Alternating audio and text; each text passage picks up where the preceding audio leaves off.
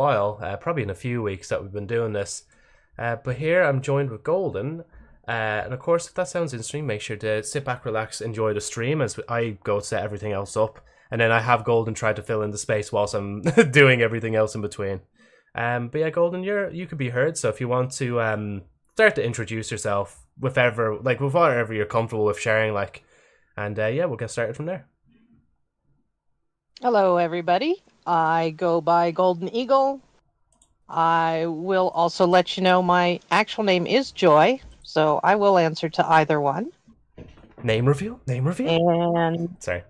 maybe. Sneaky. I haven't streamed in a while, but I used to do in IRL streaming. So based on the farm, we did do some gaming, things like that. And I guess you'd say I'm retired. So based on... Yeah. I was going to say there, with IRL streaming, who do I watch? And hey, Ida, how's it going, man? Welcome to the podcast episode. I usually like seeing CDog VA. He does a few IRL stuff. He's in usually cities and stuff like that. And I think, was it him that went to Disneyland, or am I thinking of someone else? I think they took Iron Mouse to Disneyland, so yeah. No, you don't have to apologize, Ida, you're all good. But it was a nice thing for him to do, because just for anybody who doesn't know, Iron Mouse has immune deficiency, so she's only in recent time, I believe, been able to start walking again, because she's basically been bedridden for a long time.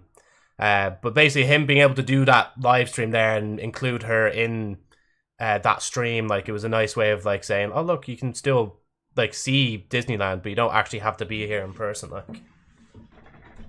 And I thought that was pretty sweet. That's pretty cool. I didn't know they did that. Now, I will also say, usually, at least, I think, anyway, in the wider sphere of stuff. Hey, Aluna as well, how's it going? In the wider sphere of the grand internet, usually, it's unfortunate that a lot of people hear that, IRL streaming, when they hear the words, IRL streaming or streaming in real life, it's usually negative connotations because of the fact of all the people doing, I don't know, different pranks and trying to rise people for attention. But they're obviously, as I mentioned there with CDogVA, and I'm assuming yourself would also fall under this as well, Golden. But it's not all just assholes of cameras just trying to rise people for attention.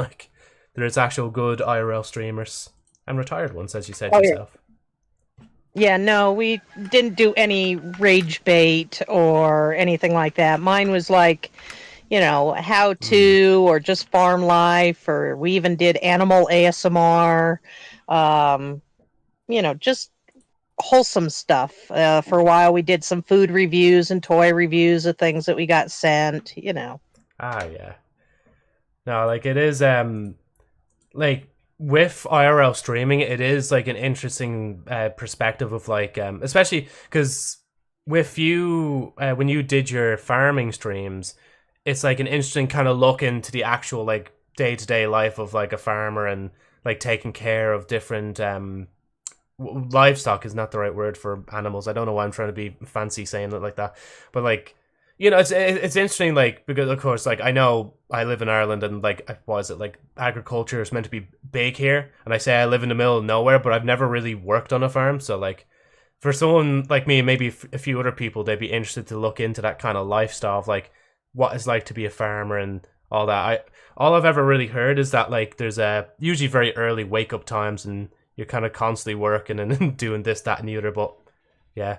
Maybe you can disprove that, unless it's different, obviously, in the US as well. Oh no, I've been up for a couple hours. I mean, it's only 9:30 now, but I've been up for a couple hours. I had to feed and water everybody and make sure all the new babies were okay and accounted for. And yeah, there's always something to do. Yeah, it's just very. I'm assuming it would get very taxing after a while, so that's why it's harder for farmers to get time off, isn't it, as well, because it's you have to kind of find someone that has the same amount of time you have to look after your farm whilst like you go on a holiday, and you probably wouldn't even be able to go for too long if they can't, look over your farm for the amount of time you want to be on holiday. Like, Yeah, if we all want to go do something as a family, we can't go for more than like 3 days, because I can set up the animals to have food and water for that amount of time. But like, for instance, when Luna and I go to TwitchCon, half the family is staying home, and it's just her and I going, because I don't have anybody to take care of the animals. Yeah. It's a very so yeah, it's really tough. Yeah, it's very demanding. Like, so hopefully then, like as you've said before in chat, that like I think you were saying 5 or 10 odd years later that you'll get that opportunity to go to Japan with Luna, and I believe your son as well, isn't it, that you wanted to bring with you to Japan, because that'll be a nice kind of. Sorry. My son wants to visit Japan, but he doesn't want to live there. So our whole plan is he's finishing college or university, however you say, and needs to get settled in his own life before we can go. So right now we're preparing, meaning we're not buying any more large animals that will live for, 10, 20 years. Because we already, if we move to Japan, we'll have to take Luna's pig with us. And that's going to be a $5,000 trip just for the pig. Just for the pig? Jeez, at least it's one way, like. Yeah. At least it's not backwards and forwards, like. Yeah, no, like, what was it? I don't know why that's reminding me of when PewDiePie moved to Japan. He was saying it was a big, complicated process to try and get his pugs initially over into Japan. So he had to act like a rich person for once and actually get a private jet for them just to get them over, like. So I'd say it must be a nightmare trying to get certain animals over into different countries. It's probably due to, like, I guess, like, what an animal, like, depending on their health and their kind of atmosphere as well, like, and their ecosystem that they are a part of, that maybe if you move that particular animal to this kind of climate or whatever, that it might funk up in some way, because I know, especially with airlines, they're very particular with what you can bring and not bring, even like with what's on your person. Like, oh, you have a full bottle of Coca-Cola that's sealed now, take that out. Pour it down the drain immediately before you come over here. I know I'm being pedantic saying that, but yeah. Yeah, it's a little tough taking animals just about anywhere. When I used to work in that field, there's a matter of health certificates for the animals, which means they have to have all their vaccines, physical exams. They also have they're called titers, or these special blood tests to make sure that they have the antibodies from the vaccine, so the vaccine was effective. Yeah. And the countries have rules on when all of this has to be done before you can come over. And even then, some of the countries have you quarantine your animal for anywhere from 10 days to a month. Jeez, once they get to that. Damn, yeah, like, I mean, yeah, at the end of the day, they are, like, living beings as well, very intelligent as well, a lot of them. So, like, it makes sense that there's a lot of precautions even behind, like, animals as well, like, and it's not just, obviously, people that got the brunt of, especially back in COVID times, the quarantining and stuff like that as well. Yeah. So, yeah, so we actually already snowballed into thing there, and you gave a little bit of background of yourself, so yeah, just real quick, I'll make sure to catch up with chat, and I guess we can get into the standard questions, which actually you suggested we make that list during one of the podcast episodes, and now it's a staple, like. But yeah, no, I'll catch up with that in a second. I'm just going to open that as well, have that ready. Let's see, what's saying? Luna's raging that the emote's still not available. I actually am as well, like, I don't know why it's taking a bit long, but this time I'm probably just going to let it, like, leave it, because I do think animated ones do take a little bit longer to process. Because, I mean, at least, like, with just single emotes, if you think of it like this, it's like, they're just one frames, but, like, emotes are multiple frames, so they probably have to make sure, like, there's nothing suspicious put in between the frames of the emotes, like. Not that I would ever do anything like that myself, but yeah.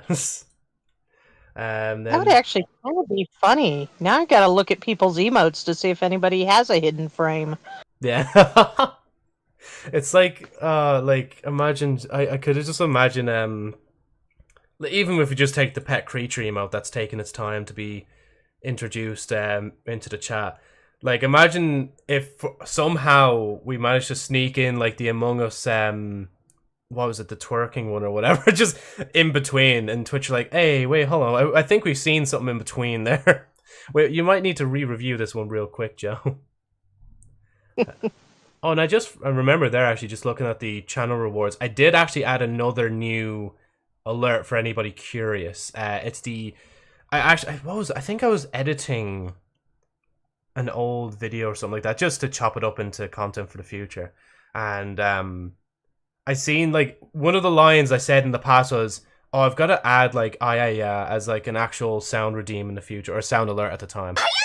Yeah, there it is. It's already being played. Who's playing it now? Oh, I forgot the text. Oh, I guess just randomly on the screen, you'll just see like the fucking yeah girl just pop up in the middle, like just covering chat. Shut your fucking mouth! I redeemed the wrong one. I redeemed the shut your fucking mouth instead of yeah. Wait, because they're both. Oh, they were both marked as new, but now they're not. There we go. Yeah. And then let me redeem that one. So I guess we won't know who actually redeemed them unless I look in the Twitch chat itself, like, which is why I couldn't like in OBS I have like the restream, which merges the YouTube and Kick chats, YouTube Shorts, and then Twitch chat separately. I had to take the Twitch chat out from restream so I could actually see the redeems being done in between, so I can actually like reread who's claimed what, like. But yeah, no, thank you, Golden, for demonstrating that example of yeah before I told myself to shut my mouth. Let's see. So there's that. Oh yeah, sorry, Ida as well. Give me the toys. I'm gonna set up some stuff. Just waiting for my mask to get here. I'm gonna draw something. Give me a random word, both of you guys. Shadow. What random word will you give, Golden? Purple. Purple? Purple. Shadow purple. There you go, Ada. Have fun with that. Let's see. Right, yeah, so let me scroll up here. Pop this over here. Actually, maybe I could pop this like this. Oh, yeah, no, I just think to myself, that's probably why I have the opera window open in one of the corners. In case I need to, like, look up things in between, like. But we don't need that right now, because right now we're moving on to asking some questions to Golden that are very standard. So these would be like not very specific. And then after this, we can get into the more specific questions. There we go. I've actually made sure I'm prepared for that as well. But anyway, Golden, what are your hobbies? I like lots of things. So I like to raise ducks. As we can see from your profile picture. I have done so many things. I have done wood burning. I make cosplay stuff for Luna and have for other people so I can sew. She has me doing some cross stitch for a sweater of hers. I used to paint. I used to etch mirrors for people also.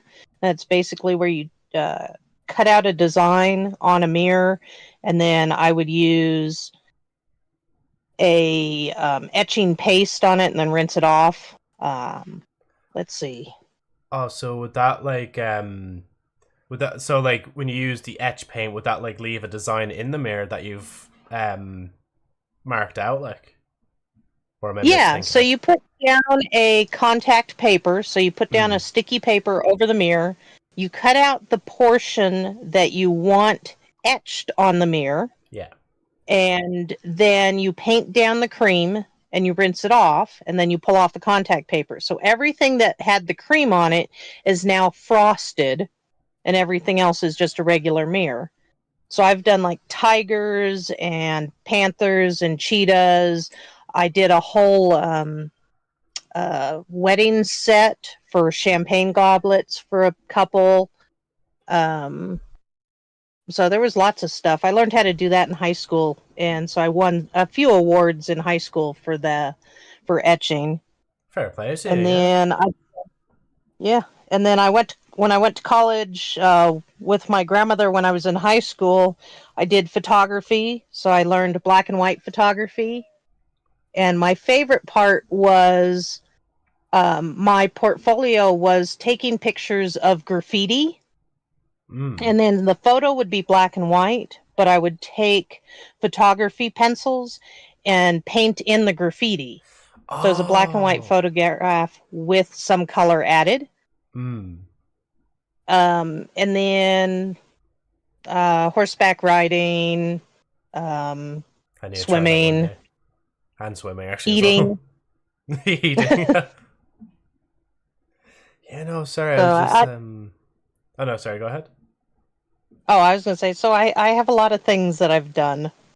Yeah. No, sorry, I just wanted to comment on the, painting, or not painting in, but, like, coloring in the black and white photos of graffiti, like that.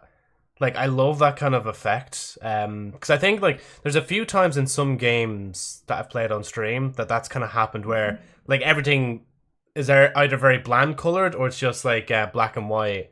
And then very specific colors are pointed out. I think, even weirdly enough, I think it was Genjin that did it once, where, like, the screen was basically, it was like a sepia kind of color. And then they had, like, the color of eyes or something, or blood or whatever it was, like, actually colored in. Like, I always love that kind of, what would you even call it? Like, kind of, I guess, design.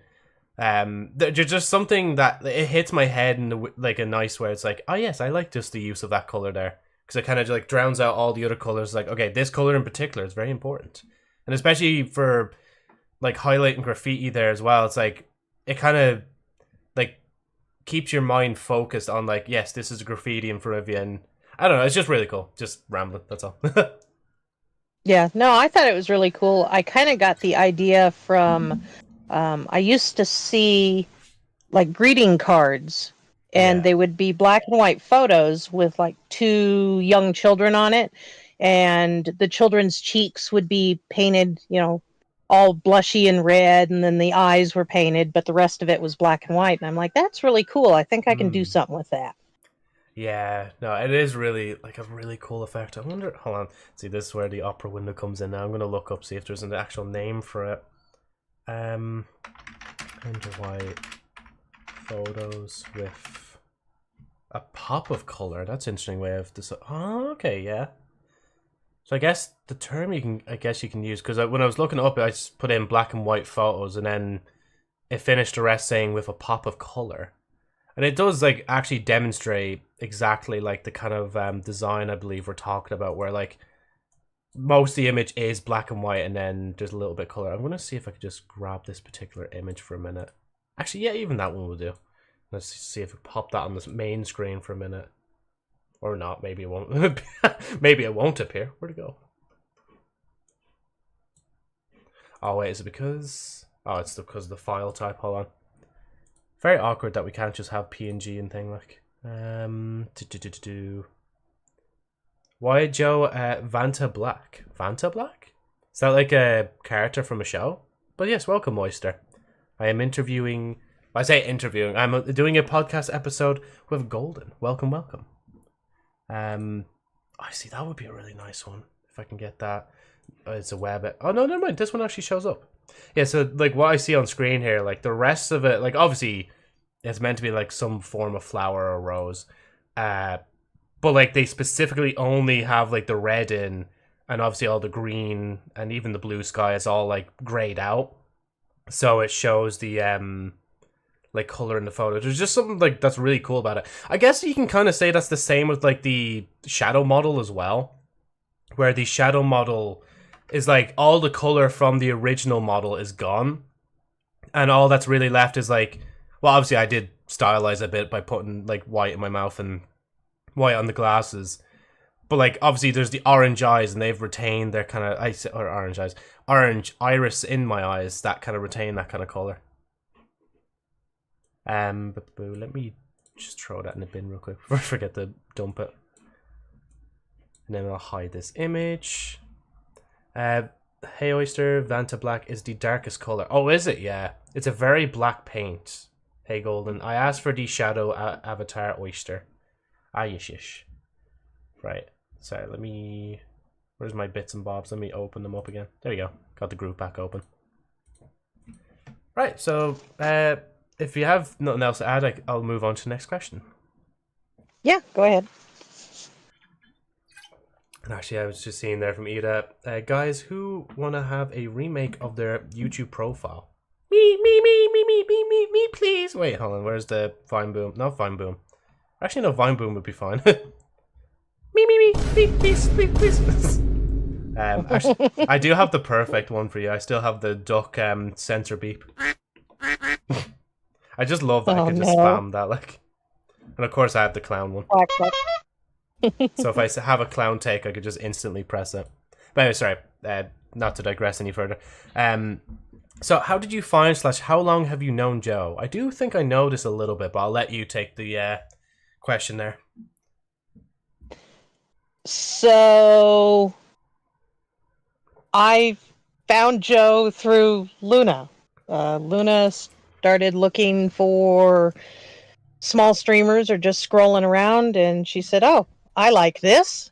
And I think after she'd been watching for a little while, she showed me, and I said, "Okay, I like this." And that's it. And I'm not sure how long. I know it's probably been over a year. I think it was during the 3rd year anniversary, so it would be September. So it's probably around 10 months now or so. At least I know when Luna probably found us, or it might be a bit longer. Is there exclamation follow time or something? Oh yeah. Let me bring up the command list real quick. I've forgotten all these commands. I don't really use them anymore. Top hours. Follow age. There we go. Follow age. Yeah, that's the one. So you can see exactly from there how long you've been following for. Unless in the meantime you unfollowed and refollowed. So only 8 months, 17 days, and 23 hours. I thought it'd been longer than that. It feels longer than that. Yeah, I was going to say, yeah, like, it's just... Who was it as well? I think it was Alex that had the longest time. But, like, you know, it's, like, it does sometimes feel like it's been a lot longer. I think I've said that with being affiliate as well. It feels like I've been affiliate for a lot longer. Luna's 8 months, 5 days, and 22 hours. Nice. Because she didn't have Twitch yet. She was following you on YouTube. And then once I found you over on Twitch, I gave her a Twitch account. Ah, okay, yeah. So basically, you were like, here you go, here's Twitch account. Do you follow him now on this one? Yeah. Yeah. Let's see, what do we have? So, if you could go anywhere in the world, where and why? That'd just be 2 seconds. But I want to go so many places, because I do want to go to Japan. Of course. But I also want to go to Scotland. I want to go to Ireland, because they all have beautiful countrysides. When it's not raining. That's okay. You know, I'm not made of sugar. It's okay. I do want to visit, Germany, because they have some really cool castles. England has some really cool castles in history. I really always wanted to go to Australia, but I don't like spiders and snakes. I don't doubt you, to be honest. So there really isn't a place that I don't want to go, because I could probably think of something that I want to see just about everywhere, and everywhere has at least something that I want to try eating. Yeah. Because I like food, and I like trying different foods from other places. Same here. Like That's right, go on. Oh, Luna said eat fried rattlesnake, and I told her I've had rattlesnake before. Oh, have you? Yeah. What did it taste like? Yeah. It tastes like generic meat. So not quite chickeny, but just like, maybe probably pork would be the best thing to say. Yeah. Yeah, I don't think I've. Jeez, I wonder. I don't know if I've ever had really any exotic meats per se. I obviously consider snake meat very exotic. um, well, lamb's common. Um, Oh, I like lamb. Lamb is good. I do as well. Yeah. Let's see, Um, lamb, goat, ostrich, ostrich. duck, chicken, of course, pig, chicken feet, fish of various types,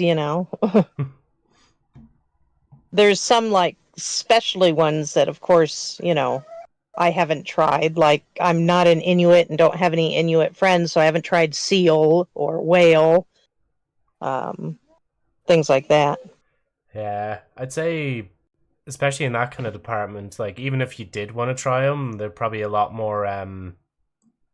Was it? It's a lot more regulated, that sort of thing. Like I think it's what is it, Japan and one other place in the world that still like actually hunts whales, um, for all their kind of resources. But like I think they're almost at the stage where they're not really being hunted for food anymore, or something like that. But again, when there's a world full of 8 billion people, there's bound to be someone that's still gonna do it anyway, and like can still sell the goods, like whether it be legal or illegal. Well, yeah, I was going to say they can't usually, like, for instance, up in like Alaska or the Inuits, they can do seal and whale, but they can't sell any of it. So the only way you could get it is if it's part of your family or you're visiting them or something like that. Hmm. Sorry, I just seeing in the chat. Not the seal. Yeah, I was watching that. Calm down, Luna. If she was going to try seal, you wouldn't be around. Oh. Oh yeah, frogs. I've had frogs before. Yeah, try Eel. frogs. I like eel. Eel. I have not had bugs. I will not. Do not. No, I won't eat the bugs.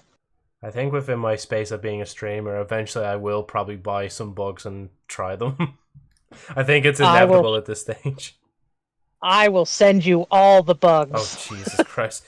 Please don't send. don't try to send live ones. No. Like, I think that happened to someone. They somehow got like live bugs and they just crawled everywhere. And I'm like, no, I'm fine. Yeah. I'm too much. No. Of a princess I would send you the food grade bugs. It's okay. Food grade bugs. Thank you. Oh. Right. On to the next question. Do you play games or watch anime or both? What is your favorite anime/game? I do play games and I do watch anime. I sometimes just watch whatever pops up on like Crunchyroll. But I do like, of course, the generics, Black Butler. Luna had me watch Promise Neverland. That was a good one. What is it? Reincarnated as a Slime. That was kind of funny. Art of the Sword Online. So I've watched lots of anime. And then games. So my favorite games that I can play over and over again is the Diablo series, except for Diablo 4 because that's like strictly online and it pisses me off because our internet is so sketchy. But 1, 2, and 3 I really like. For a while, she and I did Animal Crossing, and then I got bored after like my second year of a level 5 island. Let's see. I like games as long as they're not. I have a hard time with first-person shooter games, just because I have a hard time aiming and shooting really quickly with the controls. But I like over-the-shoulder games. Yeah. We used to have all the Skylander games and all the figures. Matter of fact, I still have a big plastic bin of the Skylander figures, along with the Xbox 360 that we used to play them. Oh man. let's see, I still have my 360. Tekken, Street Fighter. I have a whole bunch of games on my Steam. I kind of like those Slay the Princess types, the graphic novel type games. Those are kind of neat. I enjoy those. Yes, yes. So, but we have an Xbox 360 that we haven't pulled out in a little while because it's in the other cabin. We use an Xbox One.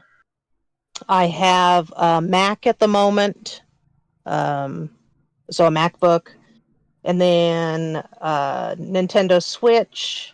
We've got a couple of those. We have the standard and a couple of lights, and then other games are like mobile or on the iPad. And then I think we have like a DS or two floating around also.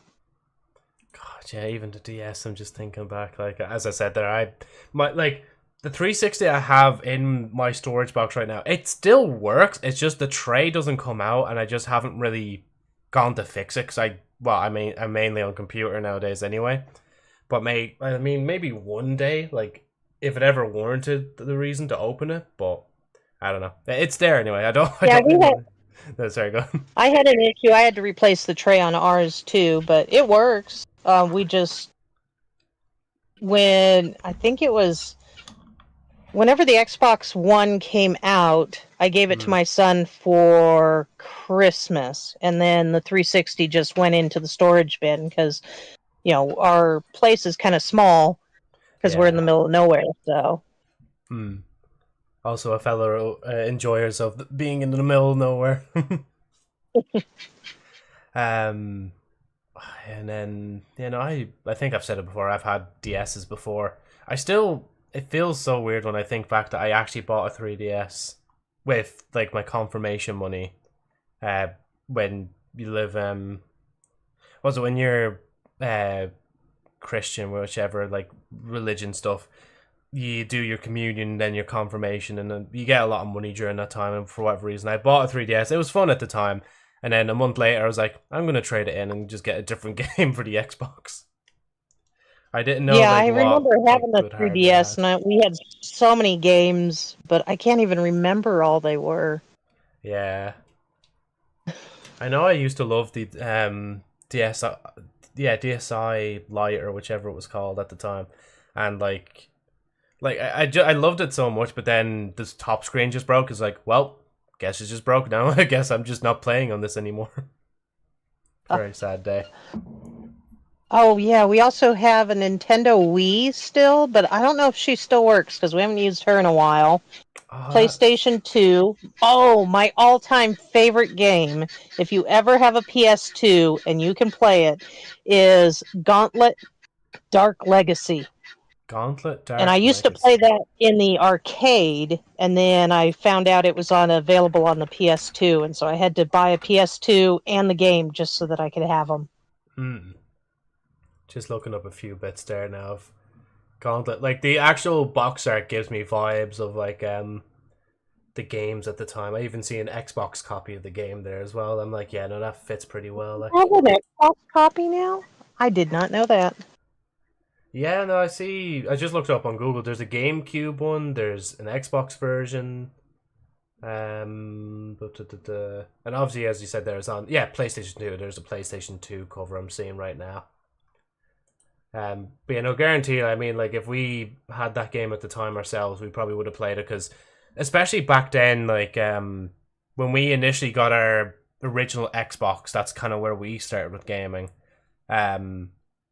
There was somehow a shop in the middle of nowhere that was selling games for it. And we only really... It literally was just like you would get that one game or maybe two. And then that would do you till like either one of me or my brother's birthday. And then till Christmas would be the next stretch after then. Like, so my birthday would be in June. So we would have probably had to wait all the way till December to get another game. Like, it's such a different time. Because, I mean, even just there, like last week I bought 3 games and haven't really... I mean, actually, no, I have actually opened them. At least I'm not leaving them to dust just yet. Like, I'm not just leaving them to gather dust. But, like, that's the fate with a lot of games that I usually buy now. It's just, like, sometimes I'll buy them, and I'll play them for a little bit, but then I won't come back to them for a long time. I mean, geez, if you ask the Epic Games library that I have, all those free games, like the last time I played with him, they'll be like, it's 84 years, bro. He's not like playing us at all. Like, That's what way back in like 2004, 5, there used to be a company called GameFly, and it was kind of like how Netflix used to be. You have a subscription for however many discs you want at a time. You choose your game platform. So mine was Nintendo Wii, and they would send games, and then you send them back, and they'd send you another one. So I would just rotate, and at the time didn't need sleep because I was younger, and I would get a game, binge it for a day, send it back, and they'd send me another one. So I'd go through about 3-4 games a week that way, and that I kind of miss, because if I really liked the game, then I could go out and try it, buy it to keep, and if I didn't, then I didn't waste money on it. Yeah, no, that's a good system to have, to be honest. Like, I know the only similar system I've heard somebody doing recently would be Justin, like Lobster Knight. He aims for a lot of achievements in a lot of games, and he kind of just keeps playing a lot of them. I don't know if he actually enjoys a lot of the games that he's playing with the amount he's been playing and just earning the achievements from, but I mean, he would probably get a similar gauge from that if he was offered the okay, here's a subscription to play any game you want. Like, he would probably do the same thing as you did, like just play the game through, and then if you wanted the game back, like obviously buy the game and so on. But like that is like, that's basically the min-max way of just playing as many games as you can and enjoying as many of them as you can as well. Like, nowadays, like, my head spins just thinking about like all the new games that come out. That's why I kind of just I focus on like what I have, like, and what I'm interested in. That just happens to pop up in my peripheral, like. Yeah, I usually count on my son to say, "Oh, this game's kind of good," because he'll get the ads for them. Or if I know it's related to a game I've already played, then it's like, okay, we'll get that too. Yeah, it's like in a weird analogy, I'm gonna say it's like a music artist when they release a song. Like, let's say you find a new artist and you listen to a new song. You're like, oh, I actually really like that song. I'll listen to what else they've made. Like, you're kind of going on that trust basis, because I don't know if you do it by studio as well, but, well, obviously, like with me, I would tend to, like, it's at least nowadays I would look out for what studios doing, Bungie, and seeing like what else they're making and give their other games a try and such like that. I mean, that's probably why I even did that, like the OG marathon stream, because I was kind of curious, like, Bungie's kind of roots, of course, way before a thing. And obviously with Bungie, I played Halo, and I obviously knew, oh, Destiny, yeah, that's a game that Bungie made with Activision, that might be cool. And then little did I know that I'd be sinking 10 years into the game before I'm like, maybe I'm just tired now. Maybe I shouldn't play this franchise anymore. As I'm looking at Destiny rising and coming over the horizon, actually funny. But yeah. Well, hey, Hale, how's we it going? didn't go the Destiny route, but we do own all the Halo games. Oh yeah. I actually don't have I played all of them. Well, okay, wait. I've had the the Master Chief Collection at least. So I know definitely the first 4 I would have played and done. 5 I did play. Infinite, I did play the campaign of that. I thought it was okay. OST, yeah, definitely played. I think OST was one of the I think that was the first Halo game that my brother's friend gave to my brother just to play for a little bit with me. And like, it was pretty good. I probably should go back and replay that at some point, because people always say that like that's one of the better Halos. Obviously on top of Halo Reach as well, which like Halo Reach was like our, like, me, my brother, and my dad's like original kind of Destiny or Destiny 2. Whereas like a game we all played, and we all played just religiously day in, day out. Like, we didn't even have Wi-Fi or internet or anything. We literally just played the same campaign missions over and over and over again. And like, maybe me and my brother would play a bit of Firefight, but that's really it. Like, that's how far it would go. It's funny, like, originally, like, how that kind of grasped our attention, and it obviously led into Destiny and so on and so forth. How many times can I say Destiny during this stream now? Let's see. It's 720. And counting. Yeah, going strong. Right. Let's move on then to what's your dream job / plans for the future, if comfortable with sharing them. Now, obviously, we do know a little bit of this already, but for just in case somebody is new and they don't know, then if you're comfortable with sharing, then share away.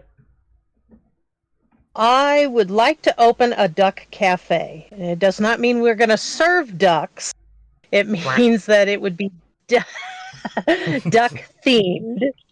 So, in Japan, they have a lot of animal cafes where you can go in and pet and cuddle the animals and then have tea, coffee, cakes, things like that.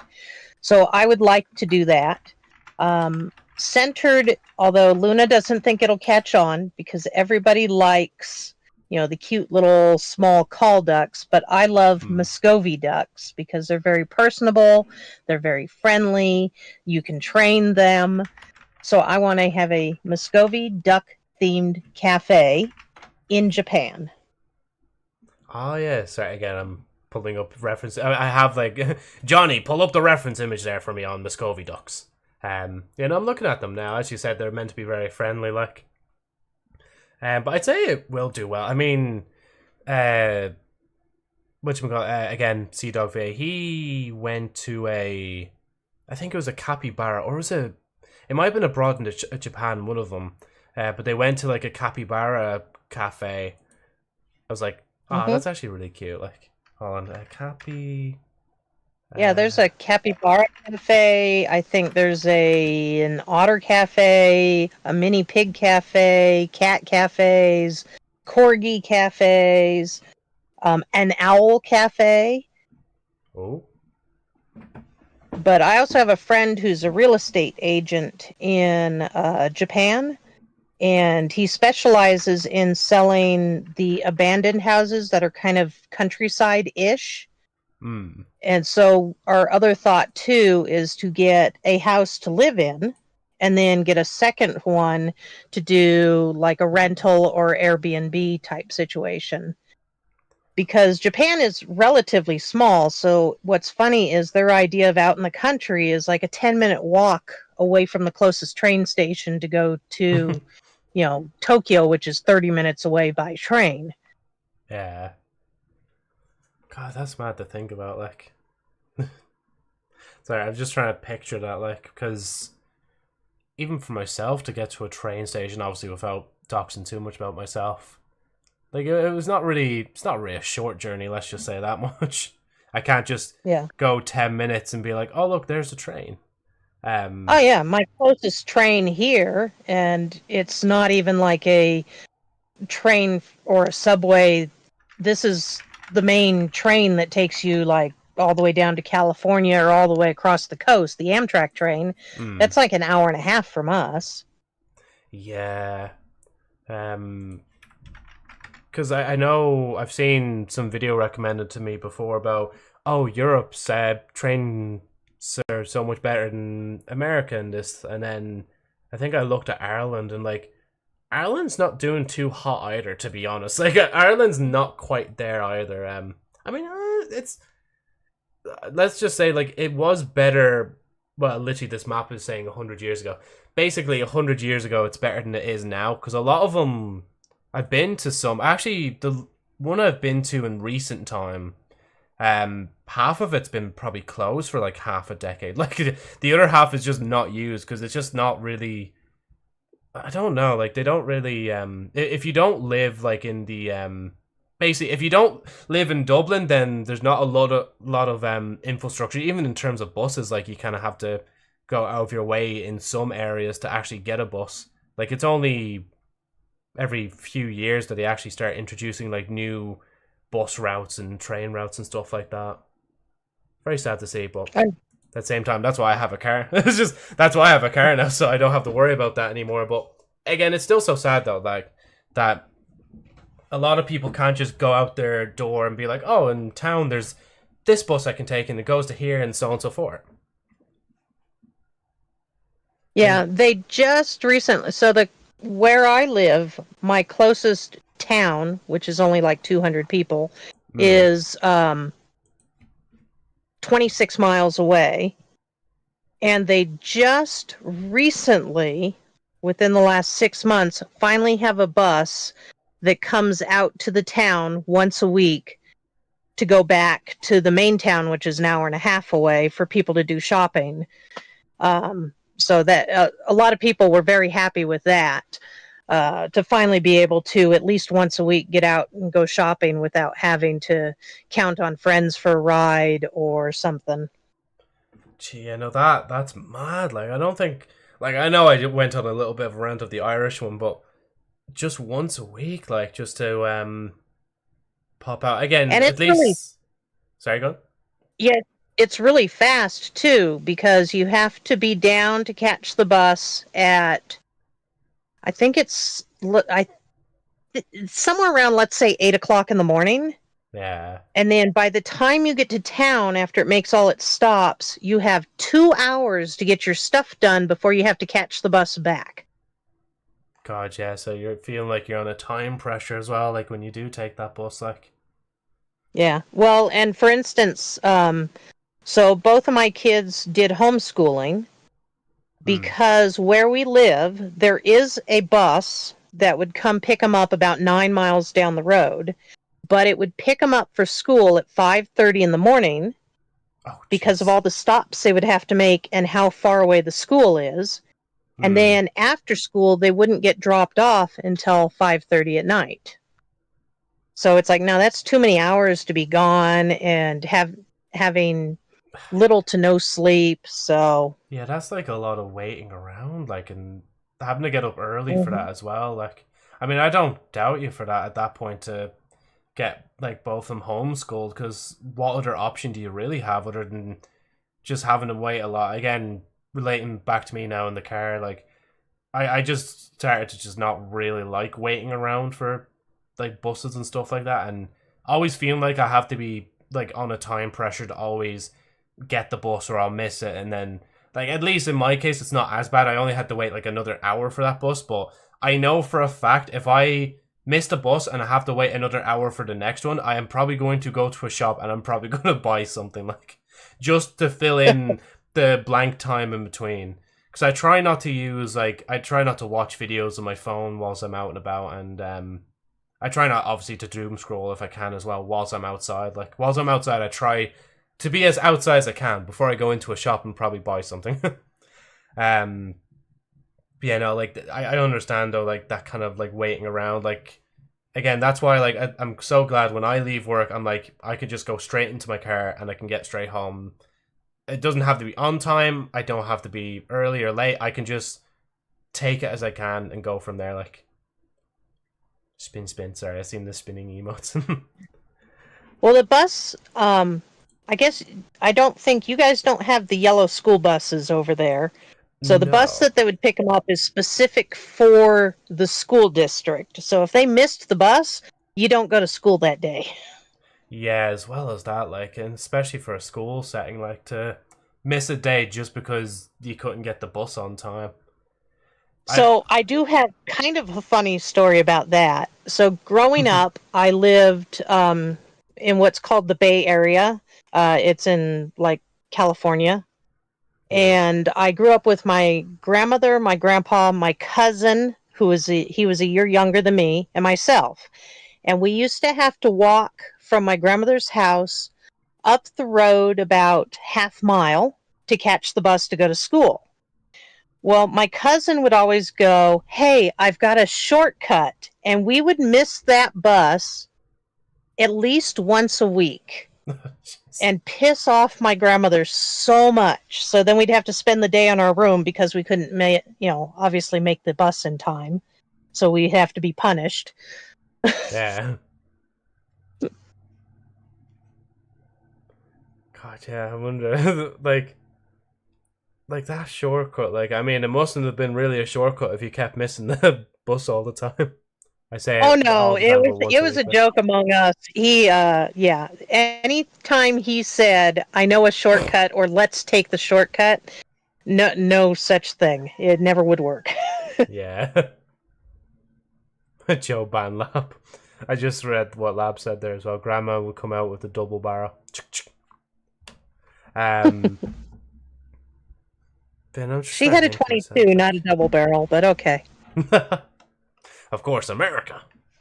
I mean, thinking about it now, yeah, no, so we wouldn't have the stereotypical yellow buses that the like that you'd see in America. Because even when me and Brando went to America, I was looking out the window. I was like, "Wait, those buses are real? Huh? I thought that was just all in the in the shows and the movies. Like, I didn't actually think the yellow buses were real." But to be fair, at the same time, I know when I went back to or when I went back when I was in school, it wasn't specific, but our school bus wasn't. It was basically like a white one for a few years, and then eventually, like they got like the bus driver themselves was given a new bus, and it was actually yellow, as a funny matter of fact. And I think probably at the time I would have thought to myself, "Oh, this feels like a more of a, like a what an American bus probably is, or something on that lines." Like, indeed, Golden is $1K okay? Question mark. Oh, he's bullying me in DM. Ah, yes. Just Lab, just casually bullying Luna. Yeah. Is he paying me $1,000? I mean, that's pretty cool. I could use some more bird feed and hay. So, Lab, are you paying Golden $1K? Did I ask her the next question? I mean, Luna would probably have me save it for TwitchCon instead. I was going to ask you your favorite meal as part of the next question, but bird feed must be part of that as your duck. No, but sorry.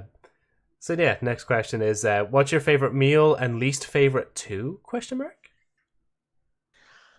I like sushi because there's so many different kinds of sushi. I could eat sushi every day.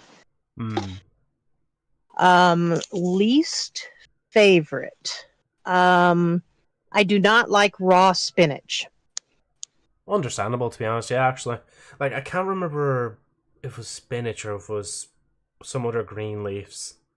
Like, yeah, no, especially raw, like on its own, especially as like I know at one point, bless my mom for trying, but she was putting it into like the I'll do that in a second, Lab. Whatchamacallit, she was putting like spinach. It was probably cooked, to be honest, but it was like mixed in with like mashed potatoes, and it was fine for a while. But like I think even like she got sick of having it in the potatoes, so eventually it was just phased out of the rotating dinner of the week. Like, yeah, I don't mind it cooked. I just don't like it. I just don't like it raw. It just tastes weird. yeah. Oh, let me just put on this timer now. So 5 minutes, starting now. So I can't say the like word. Oh, like what? That exactly, yeah. Anyway, next question before I say the word by accident. What's your favorite genre of music? What artist, if any? I prefer music that you can sing to. I do like classic rock. There is some J-pop that Luna's introduced me to that I like. Let's see. I like Queen, Supertramp, some of the hair bands. So, I like Alice Cooper, some of the Kiss songs. So I don't have like a certain artist. It's just if something catches my ear. Like I know I like some of the Nickelback songs, but I don't like them all. There's like 3. Yeah. Five for Fighting, shoot, my brain just died. Red Hot Chili Peppers. So there's some that I like. I think even Nirvana has one song, just one, that I'll listen to, and that's it. The rest of their music I can't stand. My uncle used to listen to them all the time, and I'm like, oh God, that's too loud and obnoxious. But, so I don't have a specific, just anything you can sing to, anything with a catchy beat. Yeah. Like, God damn, I said the word. God. This And then I have Madison, Luna in the background going, Ruby-chan, Hi. Nani Daske. You mean nada? You're getting that from both ends now, IRL and on my side. Oh yeah. I do remember that they're doing a collab in Japan, where they replaced the ice cream names with McDonald's menu items, and I thought, oh, did somebody just like make an AI of this? Because it looked, I said the word again, because it looked like fuck's sake, that's right. Because it looked like that somebody edited it unofficially, but it was official. And it's funny because they say different word like McDonald's menu item instead of ice cream flavors. Huh. Sorry. Words very small. I say like a lot. Can I ask Golden something in a form of an 8-second vid? Huh? What do you mean, lab? I'll actually ask you the next question anyway, as we get a response from lab. What is your favorite movie / TV series or favorite of each? Favorite movie or TV series? Okay. So, favorite movie that I can watch over and over. There's 2, 3 of them. One, I like the Riddick series with Vin Diesel. And then Interview with the Vampire. Not the new series, but the original one from... oh shoot, I can't remember what year that was done. But yeah, the Interview with the Vampire. 1994? And then that's it. Yeah, it's somewhere in like the 90s. Yeah. And then the Riddick series. Wait, I like those. The Riddick, sorry. Riddick. And then TV series. So we don't have TV, so everything we do is kind of streamed. Oh, well, the ones that I liked Face Off, which Luna and I used to watch together. And it was basically about oh, fuck you, lab. Was basically about special effects artists. And so we really liked that series. And then I tend to like the Great British Bake Off, some of the other cooking shows. It was cracking, wasn't it? With that mate KSI, he was on that once. You know that, right? I think he was anyway. Actually, if you want to continue, I was just going to say, Lab, how rude of you, man. How absolutely rude.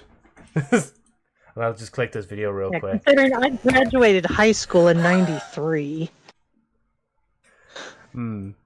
Sorry, the question Lab wanted to ask is in the form of a Breaking Bad clip, and the title of it is "Why Are You Blue?" I'm just going to play that real quick and probably not take time for it. I'm really sorry, okay? What is wrong with you? Why are you blue? Love that scene. That's what Luna apparently keeps referencing to me too, because it's hard to paint digitally in black. I'd imagine so. Yeah. Because your duck wing detail, that would just kind of blend in quite a bit, wouldn't it? Because if you're using the color black, you wouldn't really be able to see it as well if you just used a different color. I mean, I think that's maybe the reason why the outline of this model is like a different color as opposed to just being black. Because I think usually it is just out like a black outline or something like that. Unless I just messed up making the model, but this is how it's ended up anyway.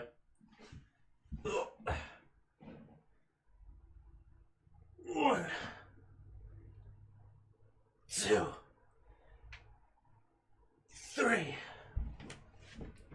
Sorry, not trying to flex. I'm just doing the push-ups now before I forget. Oh, we might have to wait on Golden for a little bit. The internet might be dipping. No, I'm here. I'm just listening to you. Oh, okay. Sorry, I thought you just cut out there for a minute. Oh no, but I have to run outside for just a split second. Yeah, no, that's fine. And check on the baby turkeys. So I'm going to put you on mute for just a second. Yeah. Go ahead. It's all good. All right. If I can figure out where the button is. Let's catch up. You ready? Yeah. Face off that song with The Rock, and I mean, I think Golden did mention The Rock there. Ban him. Wait, really, XD? Haha. Why are you blue? Doing black hair sucks. Yeah, so I don't think you haven't made an emote with black hair, right? So that's probably why. I mean, you're probably glad my hair is usually like blue instead of black. Like, okay, the people above have been hammering stuff for the past couple of hours. They are building a new floor or something. Oh yeah. Well, hopefully you can still listen to the stream without any more annoyance. Like, whoa, guys, that was insane. This should be pussy. Anyway, sorry. Let's see, what's Ida saying here as well, guys? One thing. Purple is a red skittle, question mark? And go to listen to music, and take care, man. Oh, and welcome back, actually. You just came back there. And hey, IHHH, sorry, man. I just remembered midway through our conversations with Golden that your name is IHH, not Hill. Well, I mean, it's Hill now, but used to be IHH. This man wants to make streaming his job, by the way. Wait, me? Or are you talking about someone else? Please don't make me draw black hair. No, Luna, don't worry. I understand. Because I know when I used to play around with Photoshop, editing certain characters' hair to be black, it used to be a bit of a 50-50 if it either work or not work. So I don't even doubt if you never want to do that. Like, that's why she refused to draw me, by the way, no matter how much I blackmail her. What do you think about that? She didn't refuse to draw you. I'm trying to make her finish the Joseph ones. Well, let me count in the folder.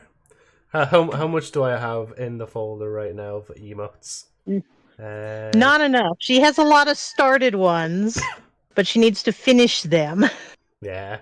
Nah, again, as I said to her before in DMs, like, she can take as much time as she needs. Like, I don't want to put any pressure or rush or anything like that. Because, I mean, it's not like I'll die tomorrow if I don't have all the emotes. By the way, that's a sign to do some. No, joke. What? I told her that she was supposed to have another one for this podcast. She says she's waiting for the other baldness to post. Yeah, no, sorry. Again, just Twitch are being funky, like. They'll have to take a little bit of time. Oh yeah, there we go, HQ. So 1, 2, 3, 4, 5, 6, 7. So that's 8 emotes. 8 beautiful emotes a part of our chats.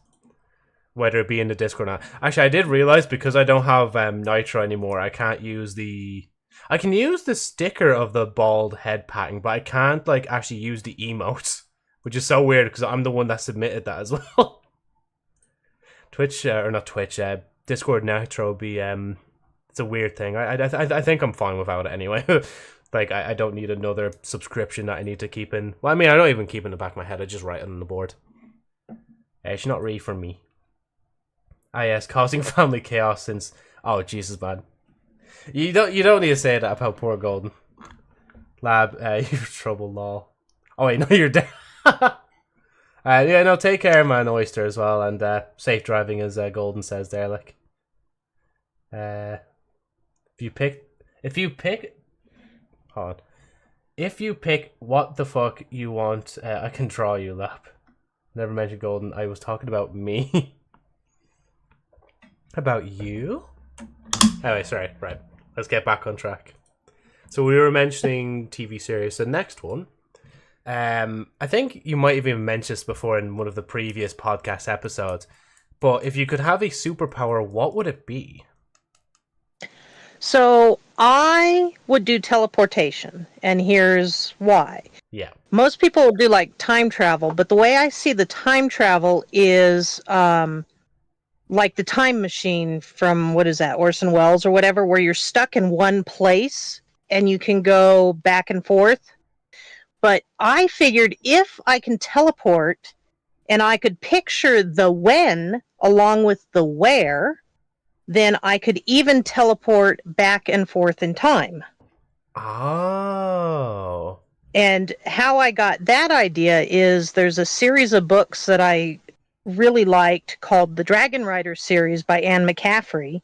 And the dragons can basically teleport. All they have to do is the rider has to be able to picture where they want to be. And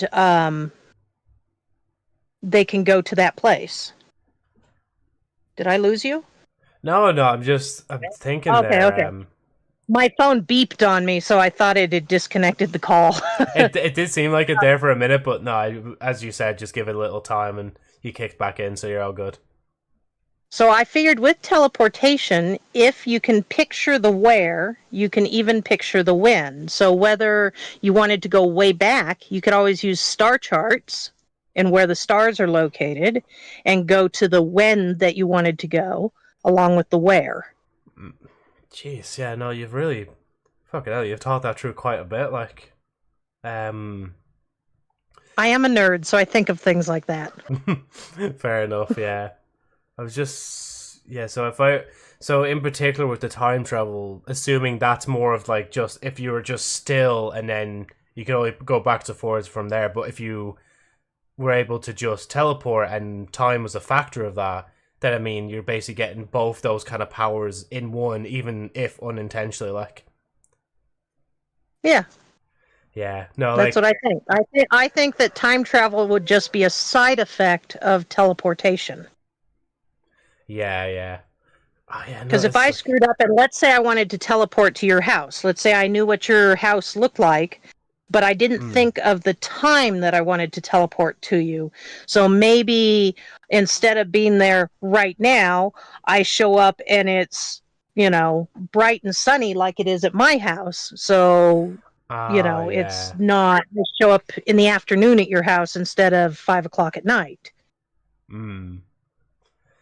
Yeah, no, like there is like a lot of nuance with the whole superpower question. Like, but again, this is the fun of it though, that like, as you've just presented your case there, like anybody can come on and say like, oh well, I would like this power because we're choosing these particular rule sets for it, like, unless maybe in the future we nerf it where it's like, okay, if you decide the cool rule set, somebody else has to decide some sort of debuff. It's like how Superman is super, but he's weakness is like kryptonite. Like there's something to counter his like super abilities. Yeah, I mean, I could understand. So let's say I wanted to do two things at once. Yeah. So I wanted to go grocery shopping, but yet I also want to be sure that I'm at work. There's two of me now in one timeline, and so I think that could make you have some type of adverse reaction. So I think you'd have to be careful and not have too many of you in one timeline.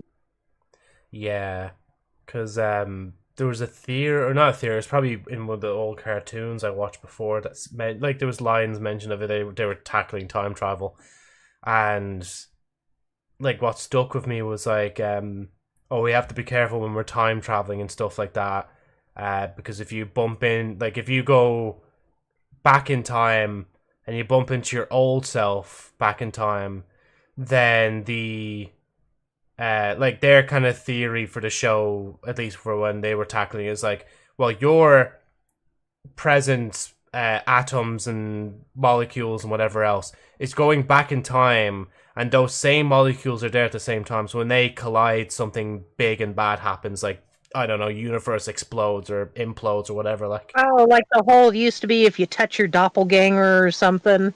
Yeah. Something adverse happens. Essentially, yeah.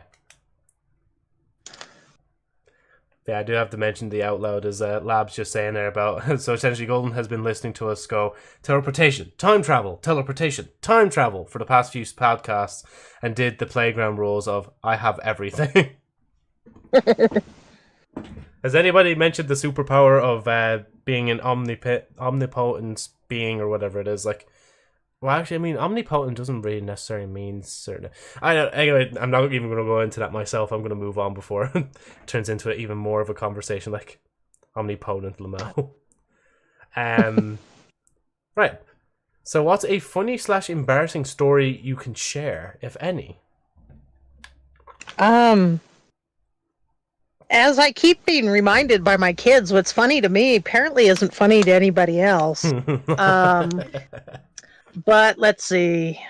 I have a couple, maybe. So I told you my name earlier. Yeah. And so my name is Joy. That's what I go by. So, but it is my middle name. And my first name and my middle name is the same as my mother's. And she went by her first name.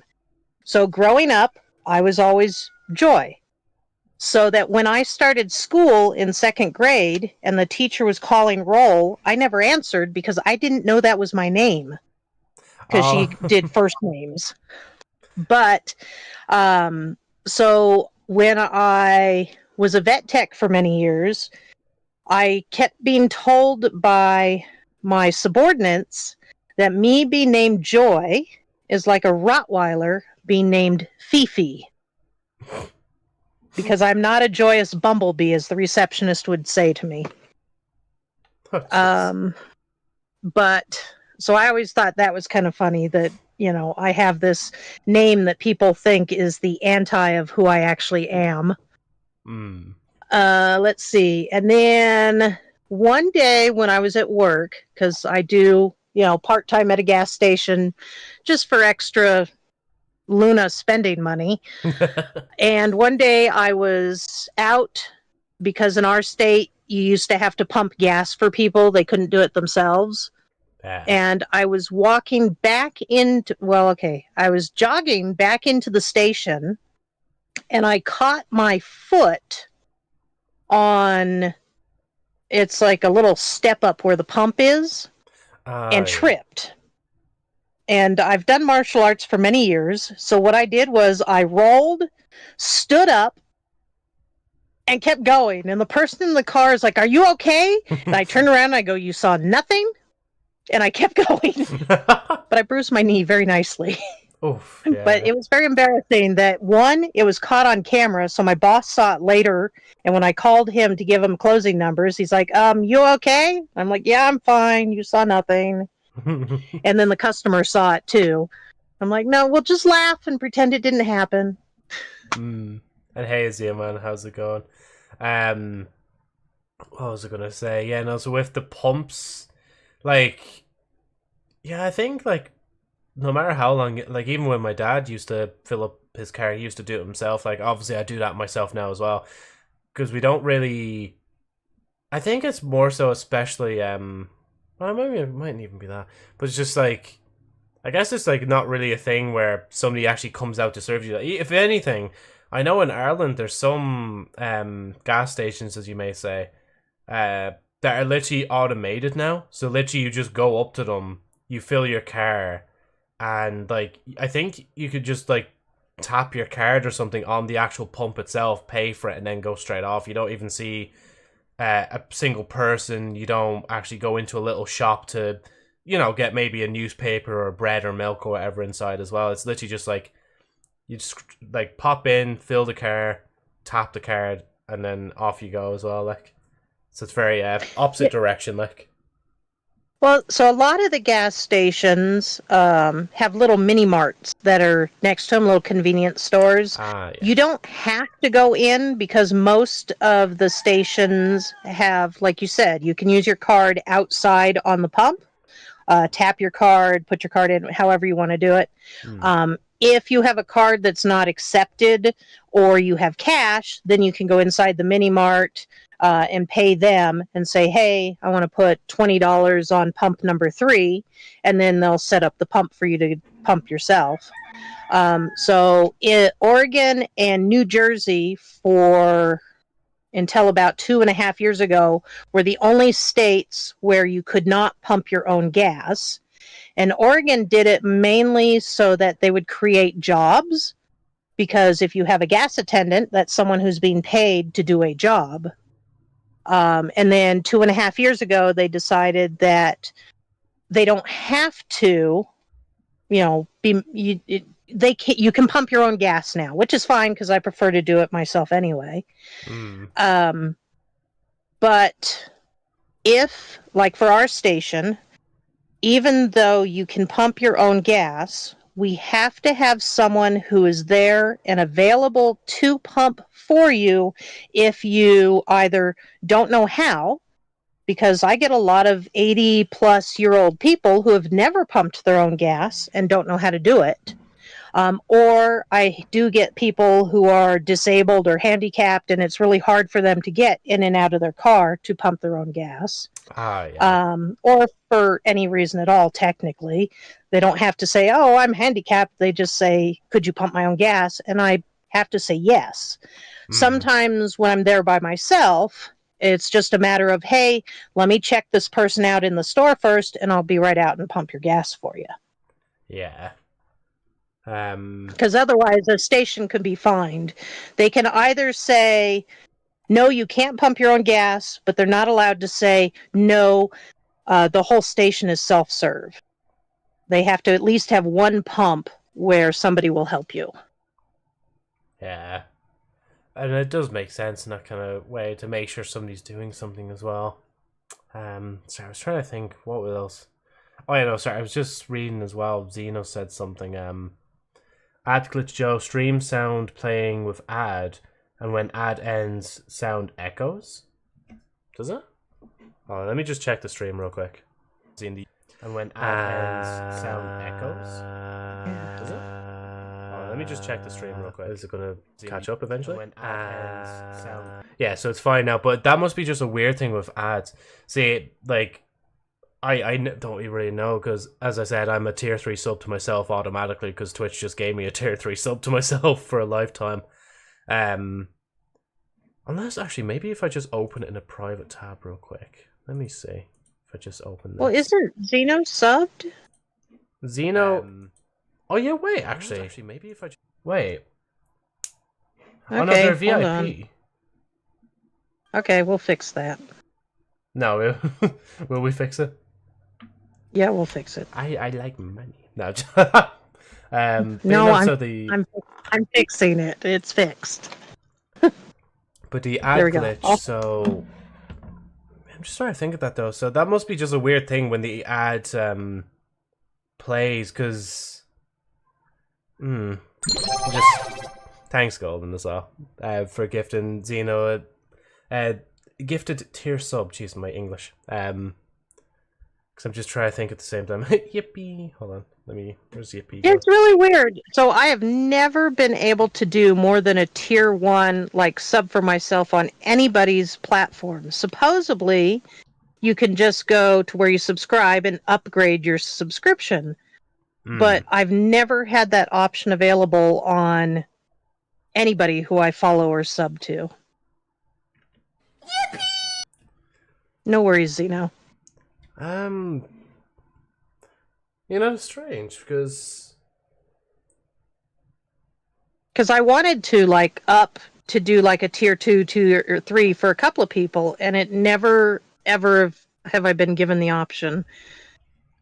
It's not, like, a thing... because the only other thing I can think it's maybe a geo thing, but I don't think there should be any reason, just because of where you live, like, that you shouldn't be able to tier 2 or a tier 3 sub to somebody for yourself, like. And that happened, as you said, platform. So that happened on Kick as well, didn't it? Kick wouldn't let me do I can't sub to you on Kick. I can gift you subs, but I can't sub to you on Kick, and I don't know why. Such a weird bug, like. Well, I say bug, but no, it must be more than just a bug at that point. Ignore the background music, or sound, that's somebody else's stream. Where's my own channel? There we go. Takes me 5 years to get my own Kick channel. Let me try and open Kick in another tab as well. Let me actually just mute it in advance. So if I click subscribe. Yeah, so... Let me go back to. I'm going back to the force now between the platforms. I want to see. You gifted a Laba sub as well. Thanks, Golden, as well. Thank you very much. I will bow. Well, now since we know that the 2 that I gifted last month got refunded to me because we gifted them at the same time. Oh yeah. I'm surprised they just didn't be like, go on, we'll just give them both like 2 months of the subscription, like just not chocolate block. What's a better word? Like add them on top of each other, so the time basically just extends. Like, but I guess then I at figured that point, they would have done it. yeah, no, sorry, I was going to say, I at that point I'd say it must just be more of like if somebody was going to get more than a whatchamacallit, a month, they'd have to do it there and then, like how Luna subbed there for 3 months. So you'd have to just do it in that one transaction rather than it just being added on top of each other, like. Yeah, and I can't gift subs for more than 1 month at a time. But, yeah, because when Luna resubbed, I did it from her account, so that's how I was able to do the 3 months. Your account. And, like, is there any particular platform... I say platform. I mean, let's say, take Twitch, for example, right? Are you doing it on... Did you try on different devices, or... Well, yeah, because I've tried on my Android phone, and I've tried on my iPad. Yeah. And unfortunately, they don't have Twitch for my MacBook, so... That's such a weird thing. So then, yeah, it must be an account thing then. That for whatever reason they recognize your email or your username. Like, oh, this particular person. Nah, we're not letting them like subscribe for more than a certain amount and gift themselves a subscription, especially on Kick side. Like, but no, sorry, I just find that kind of stuff fascinating. Anyway, let me stop being greedy for 2 seconds and let's move on. Oh, it's all good. We know you're the rich, popular streamer now. Gonna leave us all in the dust. Yeah, I like money. I like money. I actually am a greedy streamer. Oh yeah, hey Atina, how's it going? And welcome back again, Ida. Thank you, Golden. I think Probably one of the things that Luna doesn't realize, but kind of about me not streaming, is all the free stuff we used to get. Oh yeah, I think you mentioned before in the chat at one point that you used to get a load of free stuff. Yeah, we would do, because I used to get a bunch of toys and products to try out, like the Sanrio food box. So we got one of those, a whole package of different Japanese sweets, and some sweets from, oh, son of a gun, India, and then a whole bunch of different ramen noodles. No, definitely not. No lab. But yeah, and then, just other stuff. And then once it's gone, that's when she's like, oh, yeah, I remember when we used to. And it's like, yeah, that's because people would send it to us. So now the only thing I have is the phone, which I need to do another commercial for. You need to do another commercial for a phone? Yeah, we have, because of all the devices that we have, before, so you had 2020, the whole pandemic thing. Yeah. And I lost a lot of sponsors that way because a lot of them were small businesses and they didn't make it through the pandemic. And that's basically when I said, okay, I can't, I'm just done anyway. And then in 2021, we had a huge forest fire up here, which knocked out most of my neighbors. I was raising guinea fowl and selling those, and that's how we would make our wintertime money, is because I would sell all the guinea fowl in the springtime. But because we had to pack up in case we needed to evacuate, I lost that whole season, and we just never recovered bird-wise. So now it's just, they're here for fun. It's no longer a business. Yeah. But I also needed to cut back because we were spending about $900 total, probably, for phone bills, because everybody had a tablet, computer, phone because schooling was all done online. We had hotspots, things like that. And it's like, okay, we need to cut back. So I started trying to look into it. And it's tough because of where we live. There's only one provider that'll work up here, and that's Verizon. It's the only one that'll work up here. Yeah. So I was able to get in contact with a subset of Verizon. And as long as I do commercials every once in a while, I get $20 off each phone plan every month.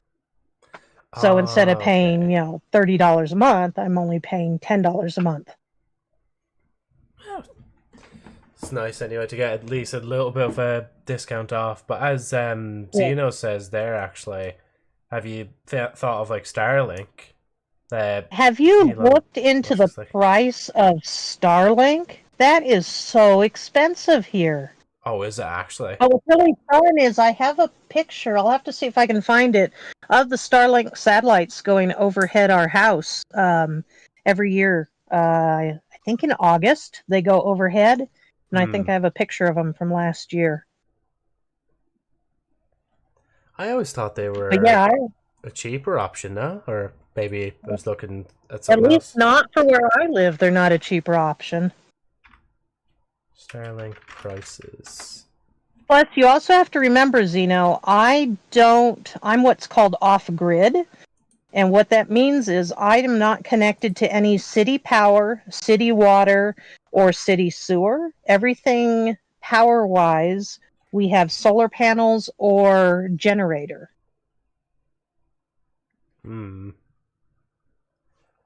So I'm kind of limited on some things that we're able to do because of the power. Yeah, I'd say it must be then just based on like maybe a country by country basis or where you live in a certain country. Because I looked it up here and it's giving me prices in euros, so it probably knows I live in Ireland.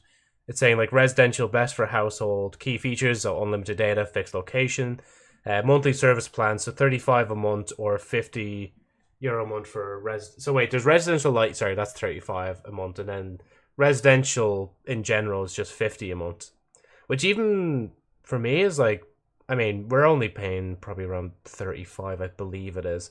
So like we wouldn't really need to change ourselves. And like I know I always say we're in the middle of nowhere, but like we still have links to like a town off in the distance, and like there is at least like where I live, I believe there's a good few providers, but I think if we did try to switch from the one we're on now, the rest of them are kind of just not as good. Like, depends how much you complain to them. Like, so yeah, I'd have to get to be set up, because I can't just tie into something, because the closest pole is 20 plus miles away.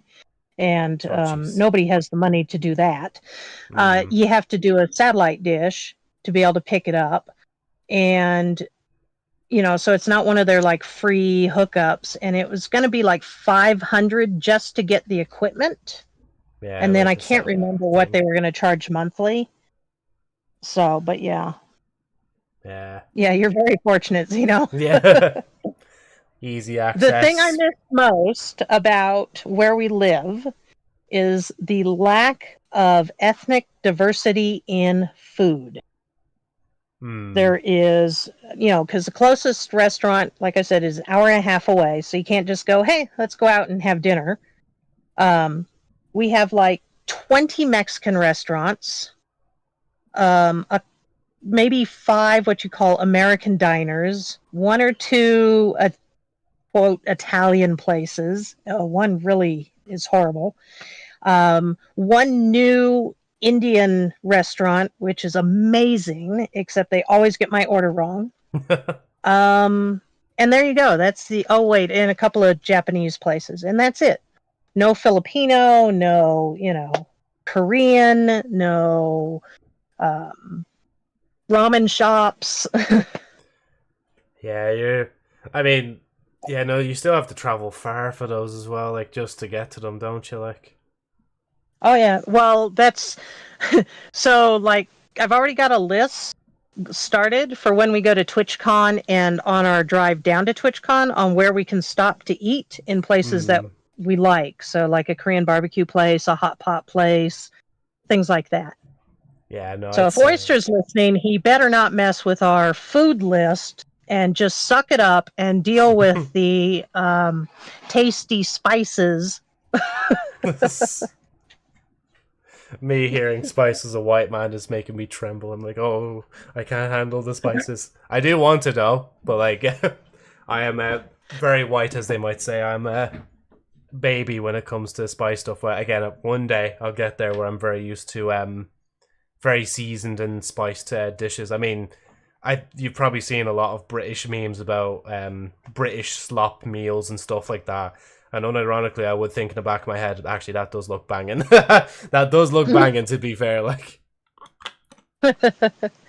well, you'll get used to it. I mean, so my husband was very meat and potatoes, not very spicy type, fare. And I've slowly gotten him into, I think he's up to about a medium tolerance now.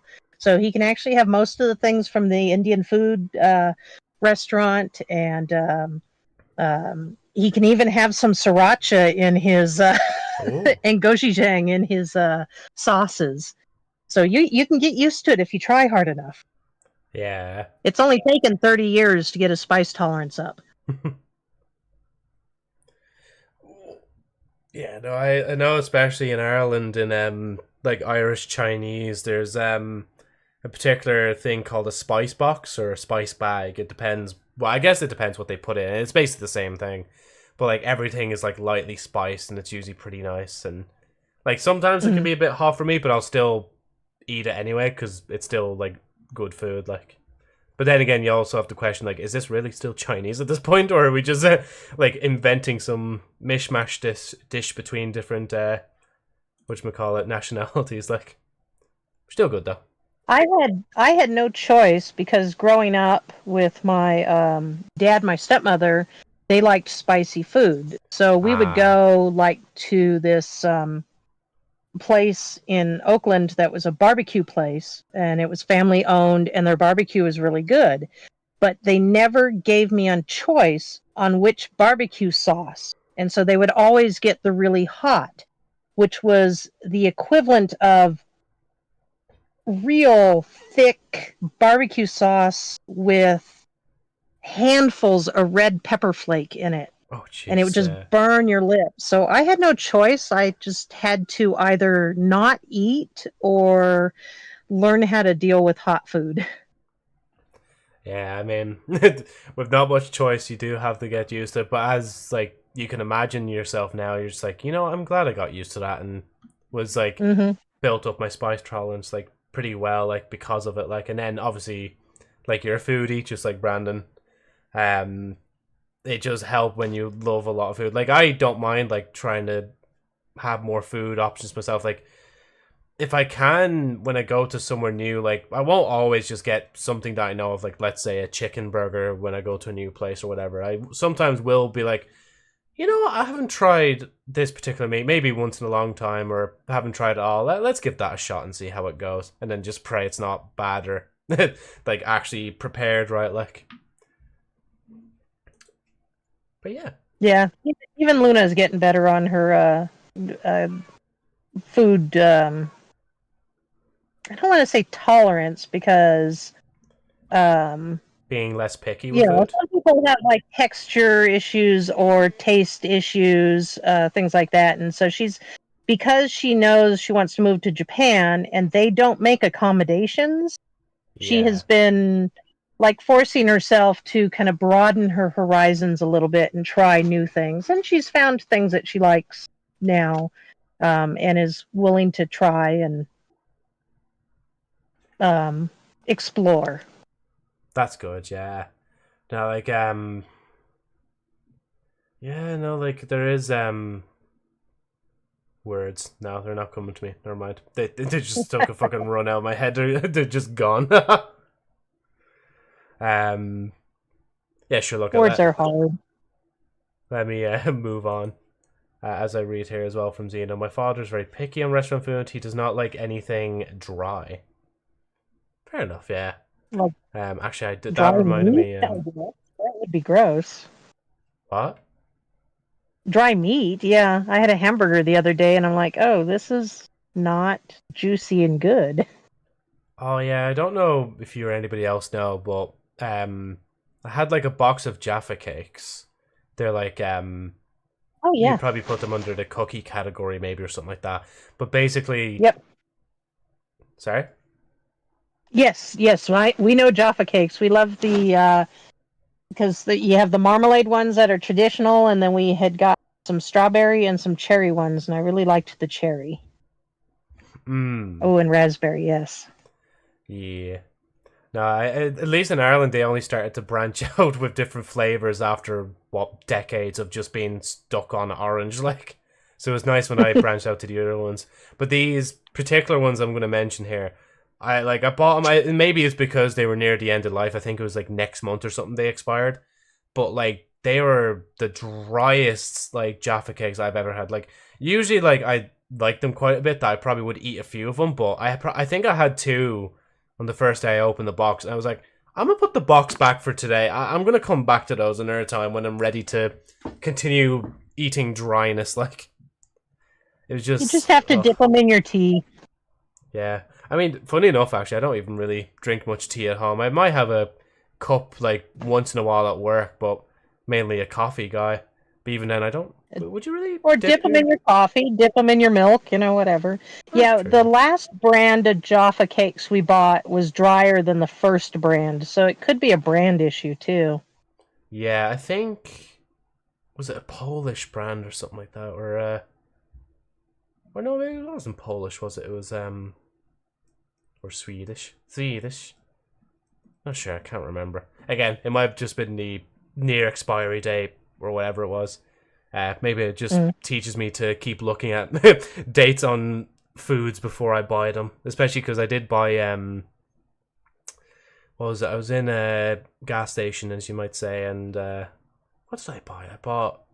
Oh yeah, I actually bought like an American drink. It was a Skittles one. I could tell it was an American bottle because of the whatchamacallit, it was it had like cents on the back, but like not euro cents, but like dollar cent symbol on the back. Like I have to start this timer again. That Skittles one was like sweet and should have been used as like a snow cone topper. I bought the green one and the red one, and I could not. I gave them to my son. I think it was the red one I had. Or was it purple? It was wild berry anyway. And the green one I believe is sour, so I didn't bother with that. I was like, you know what? I'm fine. I don't really need the sour one. Because I was only there to wait on my car to be looked at and fixed. So I was like, I'll just buy one thing just to try it.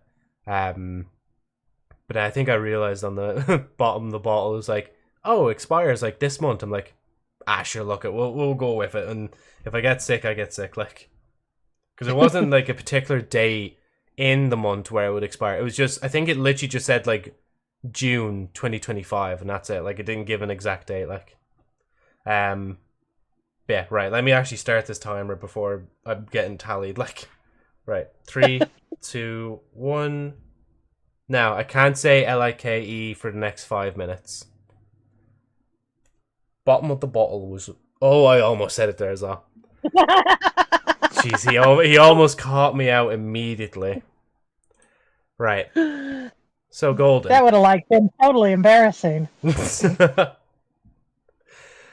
Right. What is your definition of happiness?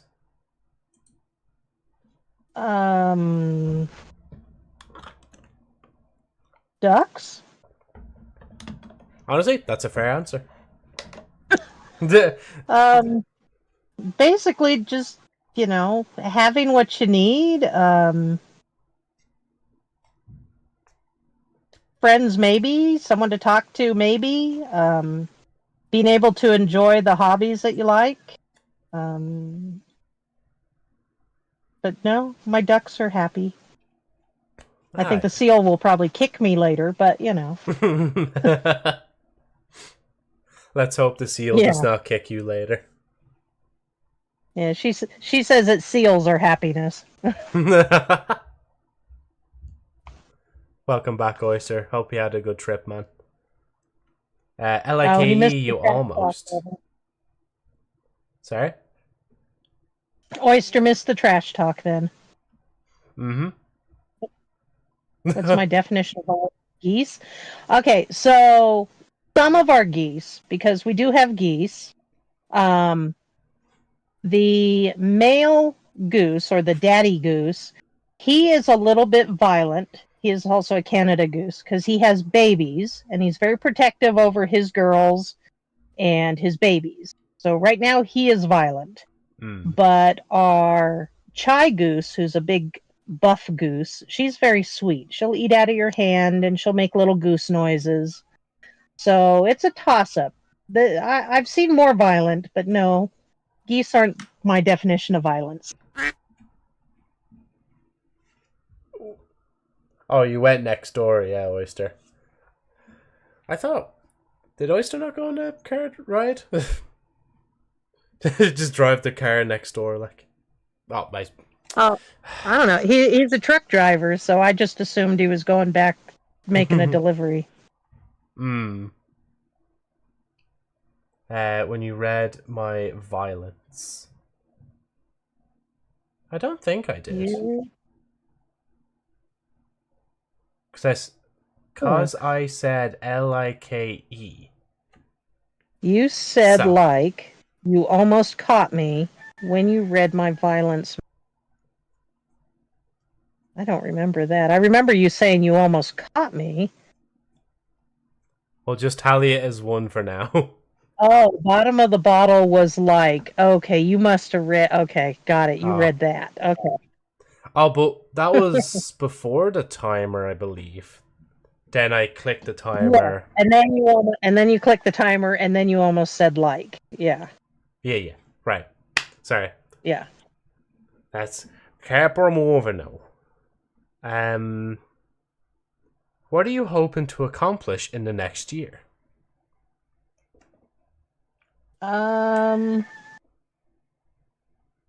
Right now we're just working on getting my son to finish his 2-year degree and move to the 4-year college. So right now that's kind of been the focus. And then probably after TwitchCon, we've got to work on getting Luna into the cosmetology classes because we can't do it before because she'll be gone like for majority of a term. So we've got to start doing that after. Yeah. Other than that, usually it's just making it through winter because of where we live. Nobody plows, and so we always have to have accommodation for that. Make sure we have enough firewood and feed for the animals and all of that. Because last winter, Luna and I were stuck in town for 2 weeks while my husband and my son were stuck at home for 2 weeks. Jeez. So it's mainly season by season. And yeah, making sure my son does okay. He made the dean's list for the second term in a row. Good on He's taking summer off, and then he's got 2 terms left before he transfers to the Technical Institute.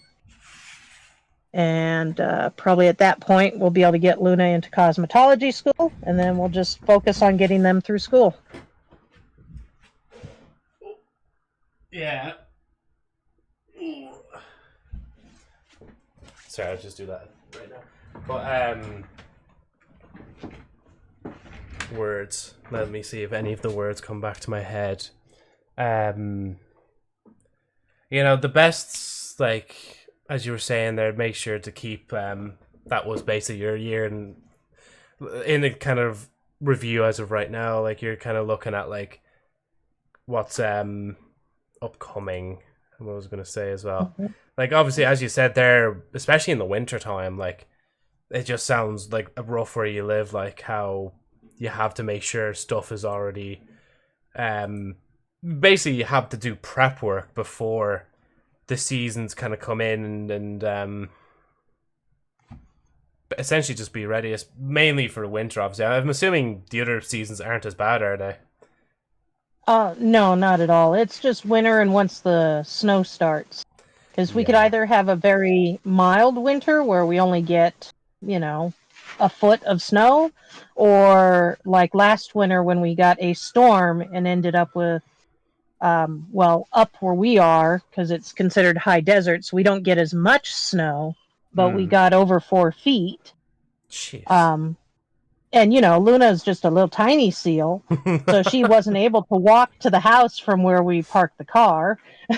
Oh, dear. So we were stuck in town for a little while until my husband could do a path for the 2 miles from the house to where we could park. Yeah. Sorry, it's just not that Yeah, small. she's just a tiny seal. Just a little tiny seal. Little shield. Then no, you are. Like in Ireland, it's like obviously like very opposite for us. I know I complain about the rain and stuff, but like sometimes like I feel like we can. I mean, maybe in recent years we've actually gotten snow once a year, but back when I was younger, we definitely didn't have snow as often. Like we probably would only get snow like once every few years, and sometimes it wouldn't even be a lot. It like not even be well, it probably wouldn't even be like an inch or two off the ground. Like it'd just be kind of a very light blanket, and then that's really it. Like maybe the closest thing you can say to snow is that like it might sleet, but like even then, obviously with sleet, it kind of just instantly just disappears after it touches the ground. Like it's not like the good snow that actually sticks to the ground. Like you wouldn't really be going around making snow angels and actually maybe you could make snow angels, but like you wouldn't be able to make any snowmen or anything like that. Like. Do you know offhand what your elevation is? I remember. Well, I do remember off the top of my head. Ireland is described as a plate in geography because most of the mountains is like, on the out. Well, I say the outside. Like the middle of Ireland's very flat. But obviously not super flat. Like obviously still a bit hilly, but a lot of the mountains in Ireland are more around the actual. I want to say coastline, but like obviously not too close to coastline. Like maybe 50 to 75 kilometers from the coastline. I'll just look up. Because I know my elevation here is 5,500 feet. 5,500 feet.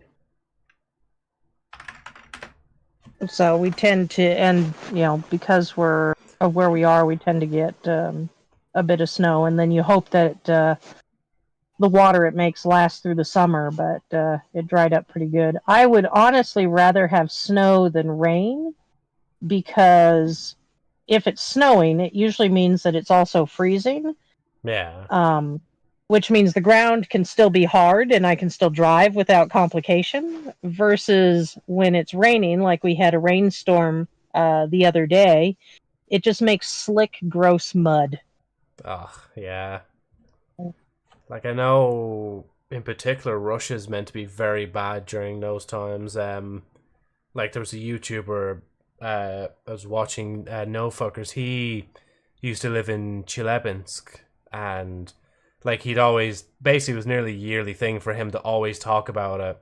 That like the roads are usually very bad. It's very basically slushy and muddy mixed with snow and just very bad overall. And good night, Zeno. Sorry, man. Have a good sleep. But yeah, sorry. What were you saying? Sorry. Nice talking to you, Zeno. Have a good night. Yeah. What elevation did you say you were again? 5,500 feet. 5,500. Yeah. For 5,500. For me, it's around 200 to 400 feet. Really? Okay, level, so that would explain why you don't get any. Even though you're so north, that explains why you don't get any snow. Yeah. Just reading this. Not going to read it out loud. That would be above sea level, Oyster. 5,500 feet above sea level. Yeah. They'd be both above sea level. God, yeah, that's mad to think about, like, the difference in that, like, because I think, see, in this, now this is AI-generated answer, I'm being lazy again, But like it's saying here as well, the highest point in certain thing is this spot, and it's 846 feet above sea level, which is basically nothing compared to where you live. Like, so yeah, we're very. I remember I went to New Orleans one year, way back during Hurricane Andrew, and we went to the zoo, and we went to the quote highest place in New Orleans, and it was just this little tiny hill that was like 1 foot, and I'm like, really? And it just happened to be just a little bit above sea level, so it was like the highest place in New Orleans. Damn, yeah. I know. Where was the highest spot? It was in New Hampshire, I think. Hampshire. Mount Washington, that's what it was called. Mount Washington. I went there when I was over in America. Trying to remember what elevation that was. Elevation. But literally, like, I remember we were with a mate and we were being driven up that hill, and like it was kind of mad because like we were going at such an incline that you could actually feel your ears pop as you went up it. Like, yeah, we have that when whenever Luna and I are going into town to go to work and coming back, we have to go over a pass, and yeah, your ears clog up and pop. That sounds like our highest point where I live. And hey, Justin, how's it going, man? Welcome. Like, it's funny because I remember we were there. This is when Brando went over with me as well. All the other tourists and Americans were all like properly in jackets and stuff. Now, obviously, this was in summer as well, but even then, it was still freezing cold and wind blowing. But then there's just me and I actually am wearing. Wait, am I? Oh no, I'm not wearing the same shorts. But I have like I was wearing basically just a vest and like blue shorts. And people must have been looking at me, being like, "How the fuck is he not freezing his balls off? Like, is he all right? Like, does he need like a jacket or something?"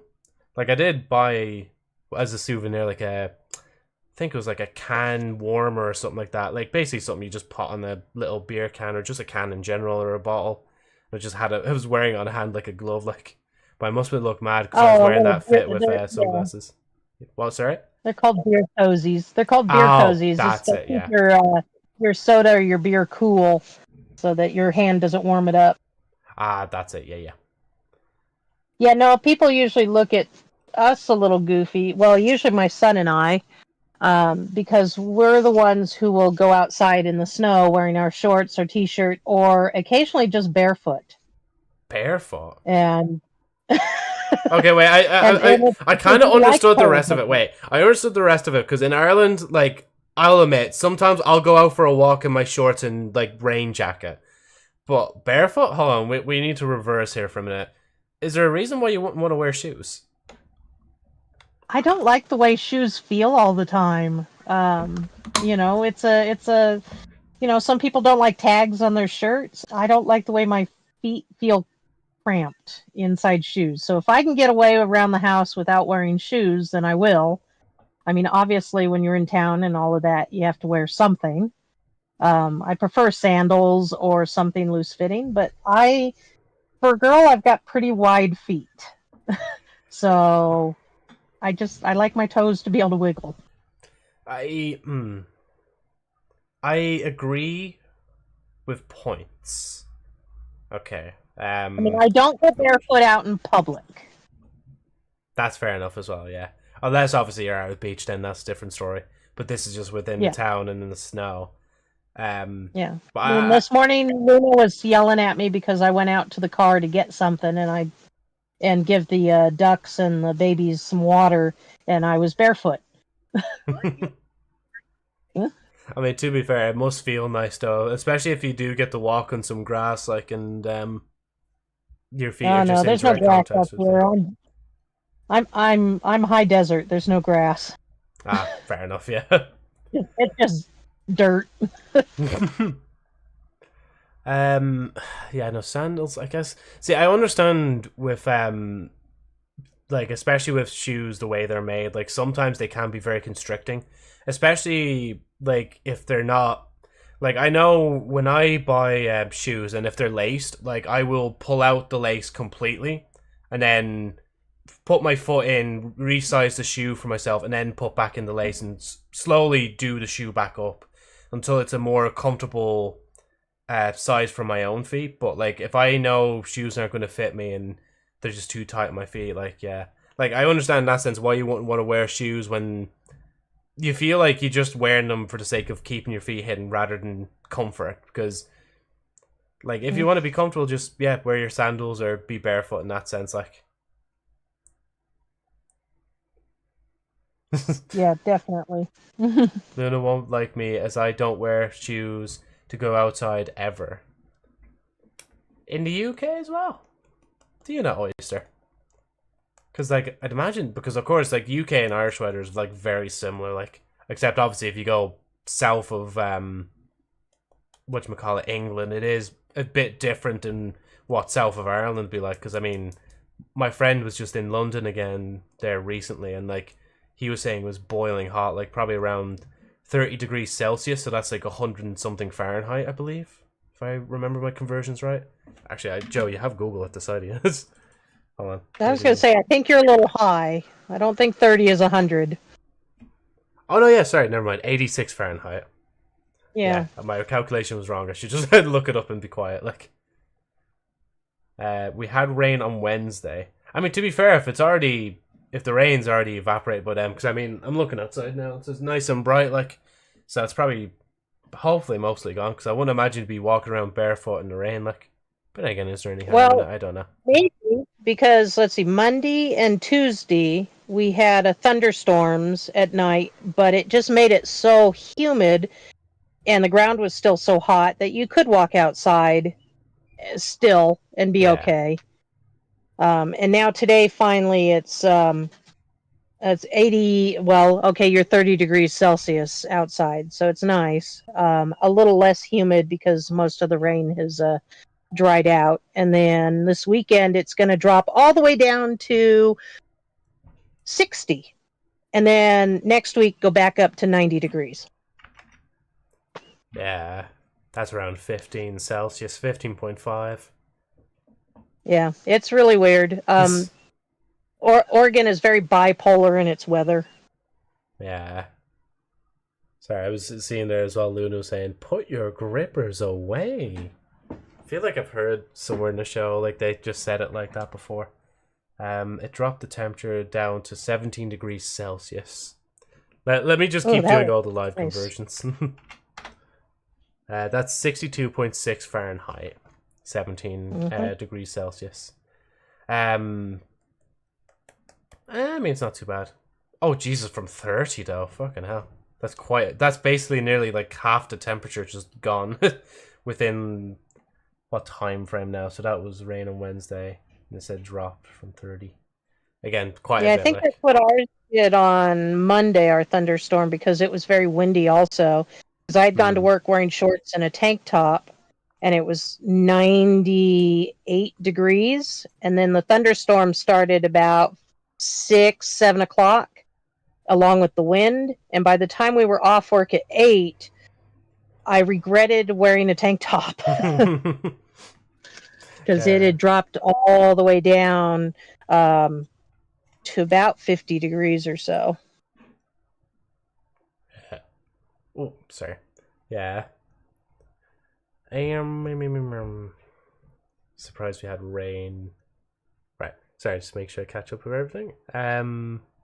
Where were we again? Oh yeah, so here. To be fair, some of these kind of do tie back into each other. I don't know if I've probably said that before in other podcast episodes. But the next question I have for you, Golden, is what's something you're passionate about? If I haven't already just read that out.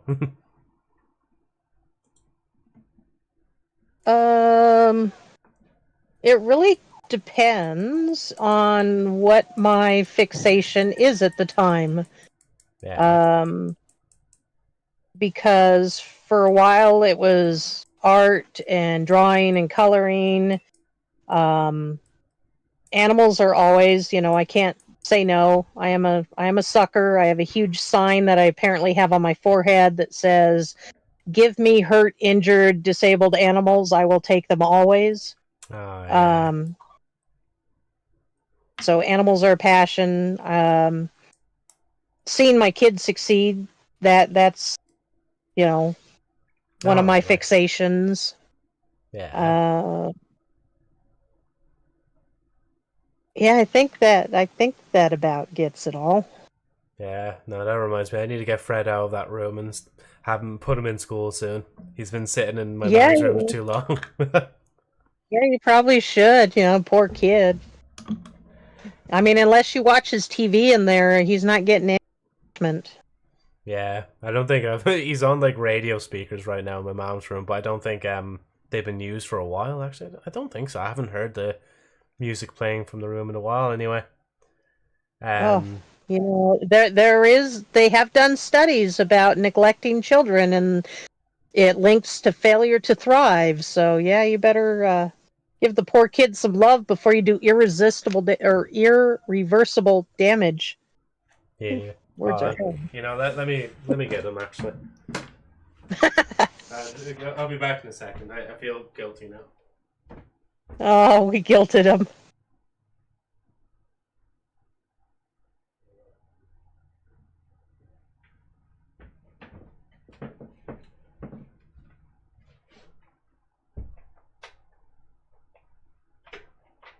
Oyster neglected? Wait, when did I say that?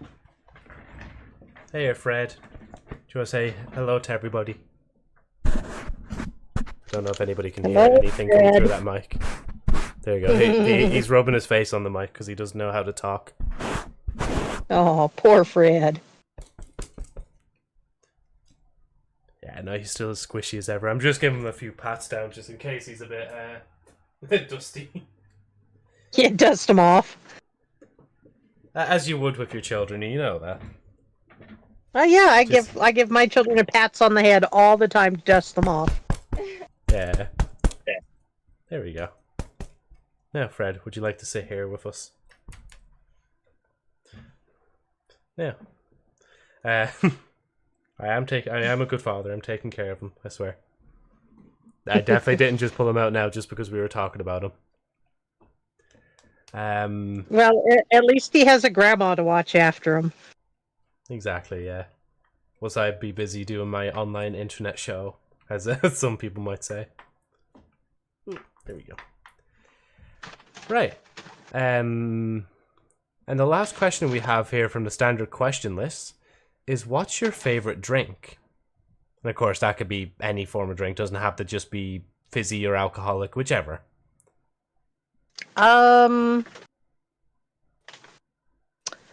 Shoot. I don't want to give people a complex, but I enjoy various teas.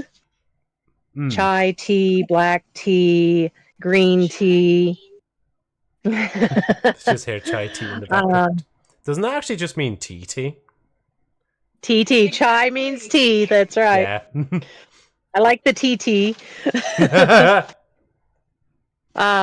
Because I grew up with my grandmother and that's what she drank. Nobody in that household drank coffee. Yeah. Nobody said titty. Oh my lab. Does someone say titty? No, we're saying TT lab. Yes. Yorkshire tea. I didn't start drinking coffee until in my 20s. And even now I'll only basically drink it if something new comes out, like one of the local shops has some new combination or something, then I'll try that, or drink socially. Alcoholic wise, really don't drink too much alcohol. Occasionally I'll bring something home that we start selling.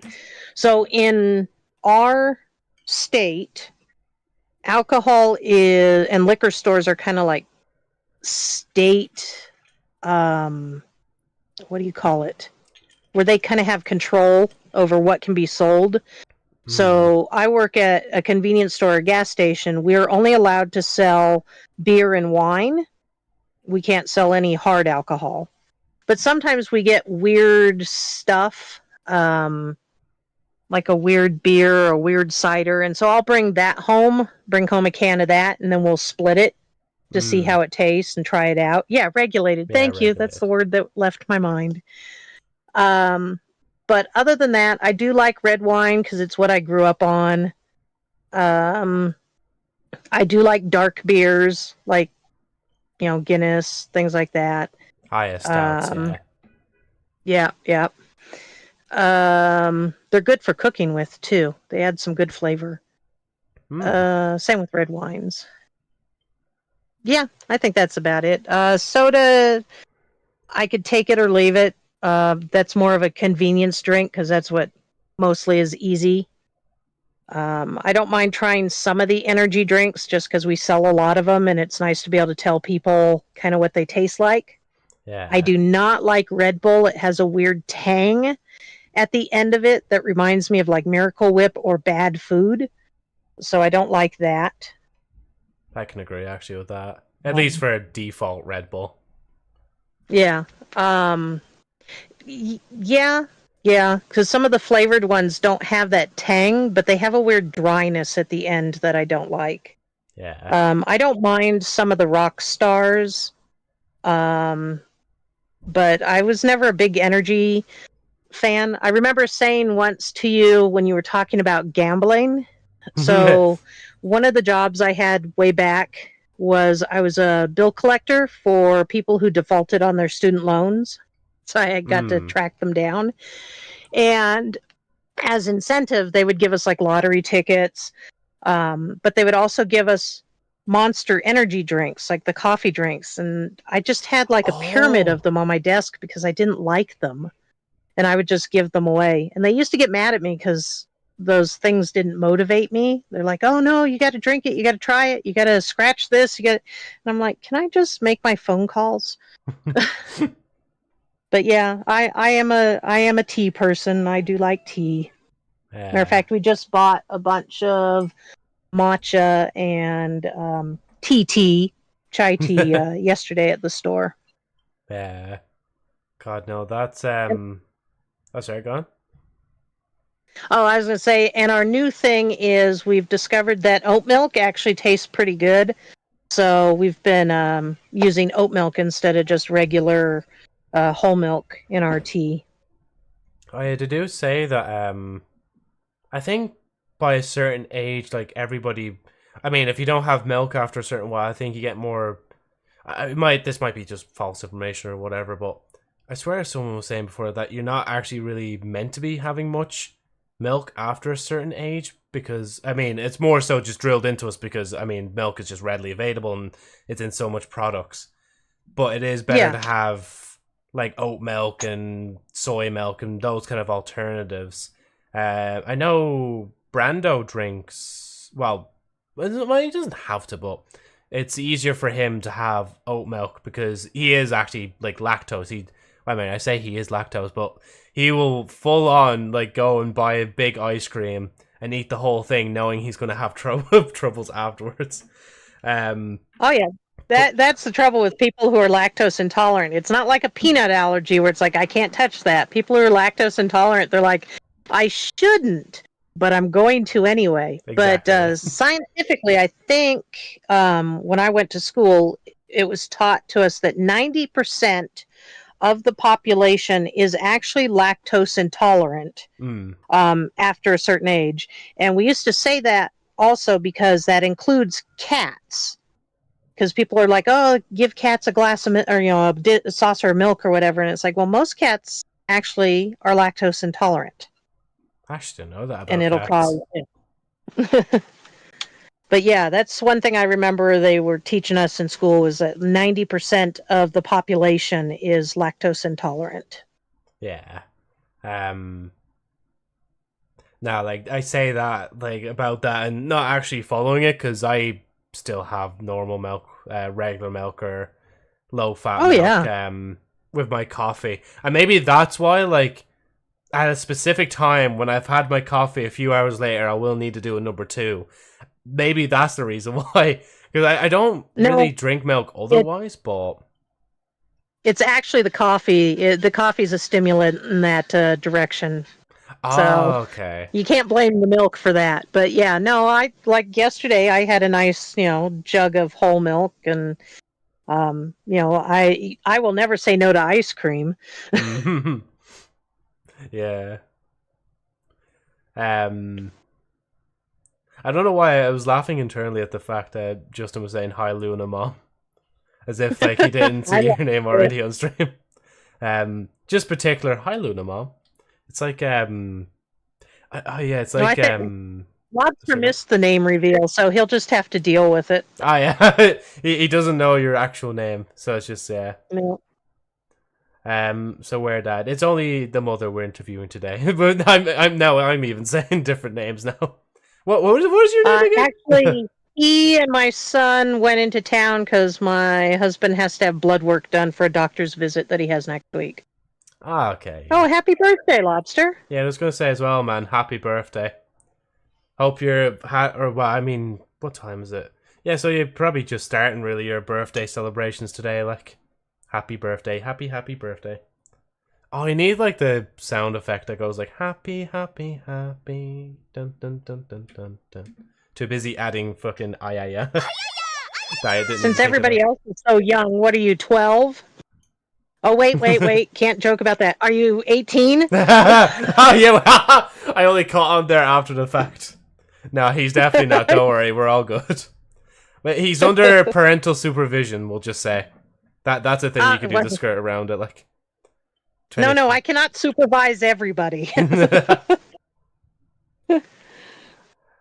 24, yeah, so you're just a year younger than me, man. So we're actually... Yeah, no, well, I was trying to think now. Not even a year, just... Yeah, oh yeah, a year and a couple of months, huh? Yeah. Yeah, a year and a month, because it's July now. Oh, yeah, so, yeah, basically just be a year and a month. In the difference. Old man. I'm not that old, Luna. Yeah, right. Luna, everyone is old to you. I guess we can all then say that Luna is short to everyone, right? Beep, beep, yeah. Beep, beep, beep, beep, beep. I used the duck one way. I meant the vine boom. But yeah, that's the end of the standard questions that we have for you today, Golden. So I'm going to go into the Discord now and start asking you some of the questions that have been left in the Discord, obviously now for weeks, because it was meant to be last week, and again, I do apologize, but we are here now, so we can actually finally ask all the questions, and we can go from there. Golden, why aren't you a golden duck? Well, better question, why aren't you a golden phoenix?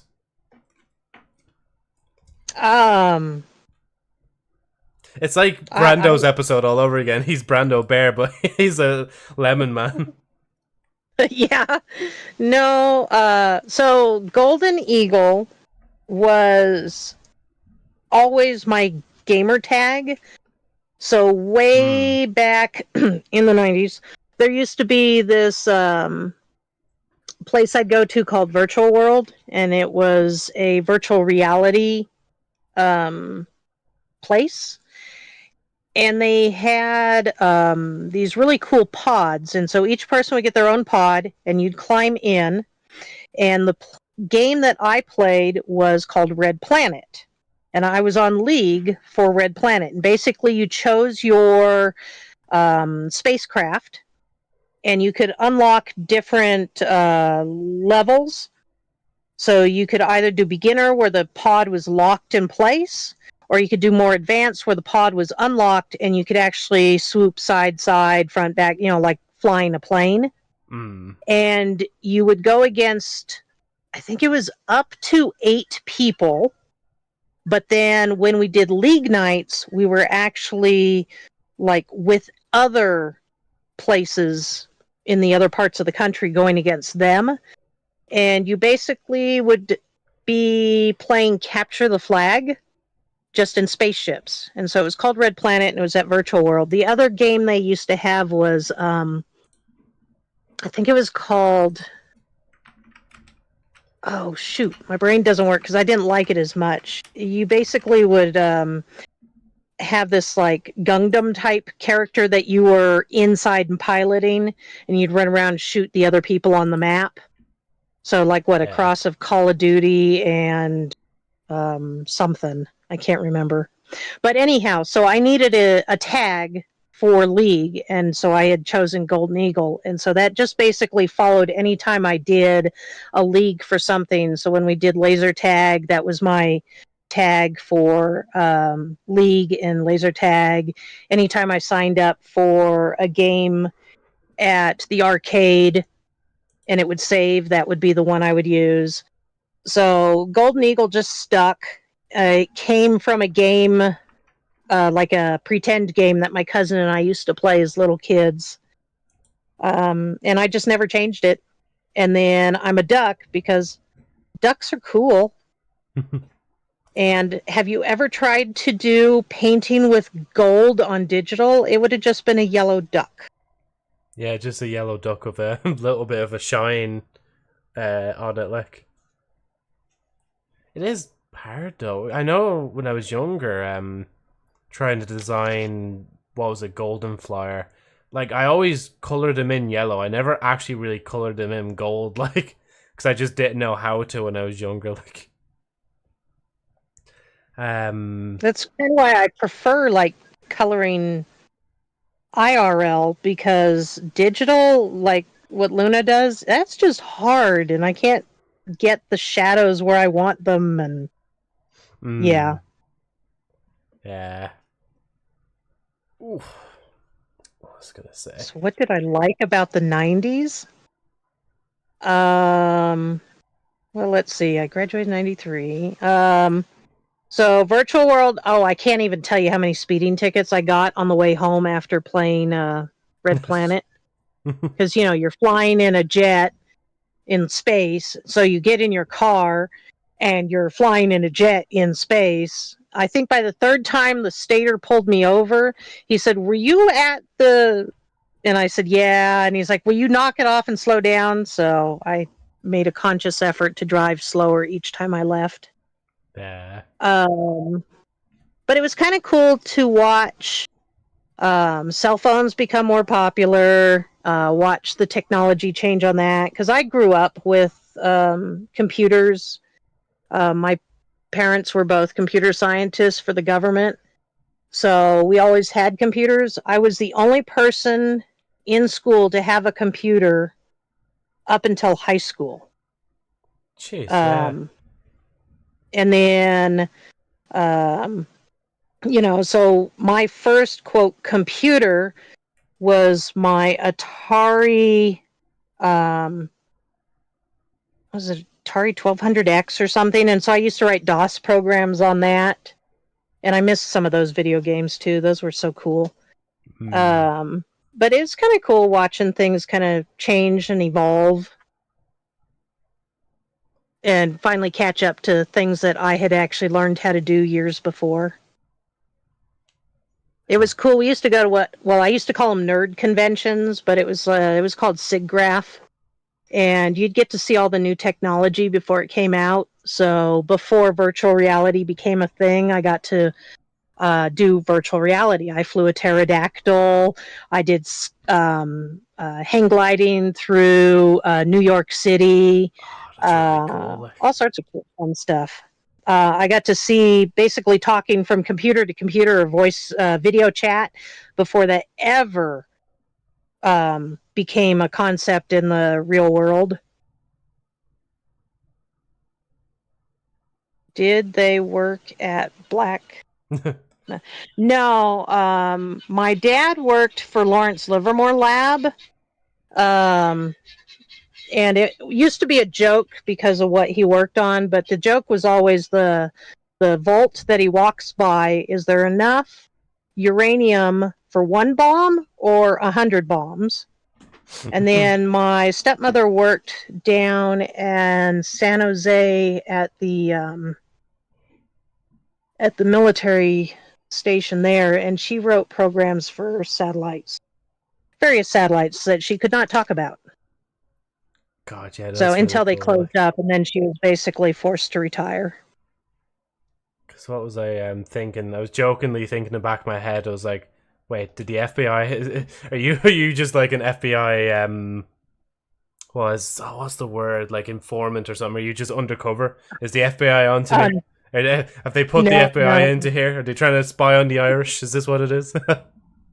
So I will tell you, because I did not go into computers, computer programming, all of that, I am considered the black sheep of the family because I went into animal science and I was a vet tech for like 15 years. So yeah, no, I'm not part of the FBI, no spying. They've just heard that and they're like, "Oh, never mind. Sorry, that's not one of our agents here. We'll move on to the next stream." That's it. I think the closest I got to working computers or whatever is when I worked for GoPro for a couple of years. Oh, that's cool. Yeah, actually, because I do But see. but I definitely learned you don't tell people you can do stuff unless you want to start doing it for them for free, because then all of a sudden you have all these people who want to be your friend because you supposedly know how to do something. Yeah. Never saw Prince, never met Michael Jackson. Yeah. Right. Shall we move into the Discord questions? Sure. Right, first one we have here is from Lobster saying, does your husband play video games? So he liked Diablo, and he and I used to play that together. And at the time, it was on PC, so we'd play two different computers. Back when I used to have a huge computer setup. Now he tends to stick with COD Mobile and Golf Clash. He did on the 360. He would play a lot of the Black Ops. Yeah. But yeah, other than that, and he would play, the Skylanders or, whatever we had going. So yeah, he does play. I know, Diablo is the best. I just want to get the old ones. I wish they would put the old ones on Steam. Yeah, because they're still tied to the Blizzard launcher, aren't they? Or are they just not available? Oh no, I can still get them. And I probably need to get a new PC set up because, Luna wants to stream things. But yeah, I just don't have a PC to be able to play them on right now. Yeah. But yeah, I loved the cow level. That was hilarious. Can we be friends? Aren't we already friends? I guess not from that connotation, no. I'd assume no. Diablo 2 the remastered. Oh, yes. Yeah, like I said, the only one I don't like is Diablo 4, which I own. Our internet, unless I go someplace, like if we're going out of town or something to celebrate somebody's birthday and we take the Xbox with us, our internet's so spotty I can't play it because it's online only. Yeah. That's the one thing I hate about games now is most of them you have to be online in order to play, and it's just plain stupid. And that actually segues right in a good moment. Mentioning one of that news points about stop killing video games. It really does though, because genuinely that's what Stop Killing Games, that's a part of their initiative to try and stop that kind of shit from happening. Because I mean, if you can play a game like offline before, then why can't you now? Because I'm assuming as well with Diablo 4, like there's not really much excuse for them to have it just be what am I saying? There's basically like not a lot of excuse for them to always be online, other than maybe just tracking like what like you're doing, I guess, and just giving you an excuse to stay online all the time to collect data on you or whatever. Yeah, it's ridiculous because I can see other players like doing their own thing across the map, and I'm not interacting with any of them. We're not playing together. It's just there's people there. Yeah, and like it's strange because it's like especially like with a franchise like Diablo as well. There's 4 games in this, and there's also Immortal on the phone as well, but I don't think many people talk about that one. Oh yeah, no, I do have Diablo Immortal on the phone on my iPad. I've even streamed it a couple of times. It's not the same though, is it, as opposed to the uh, It's close. I mean, for a mobile game, it's pretty close. yeah. I think it's more similar to Diablo 3, maybe. Yeah. Yeah, no, sorry, just to reel back into that point. So, like, the previous 3 at least, like, I'm assuming they had offline play. So then you ask the question of, like, then why can't the 4th one be online? Or, like, why can't I play this offline?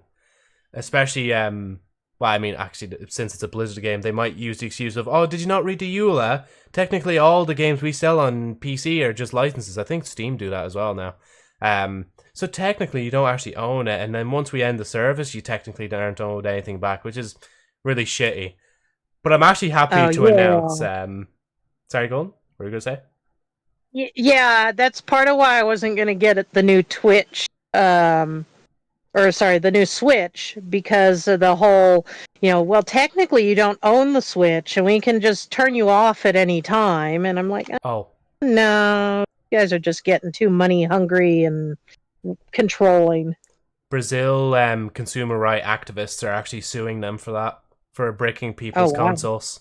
So I am praying that they win that, because I hate shitty business practices like that as well, obviously. That's why I'm going to talk about Stop Killing Games. And then obviously because, well, in the EU specifically, like, the reason why Apple have the USB-C charging ports as well is because the EU kind of forced their hand to make it. And I think as well with iPhones, you can actually download, like, third-party stuff onto it finally after all this time.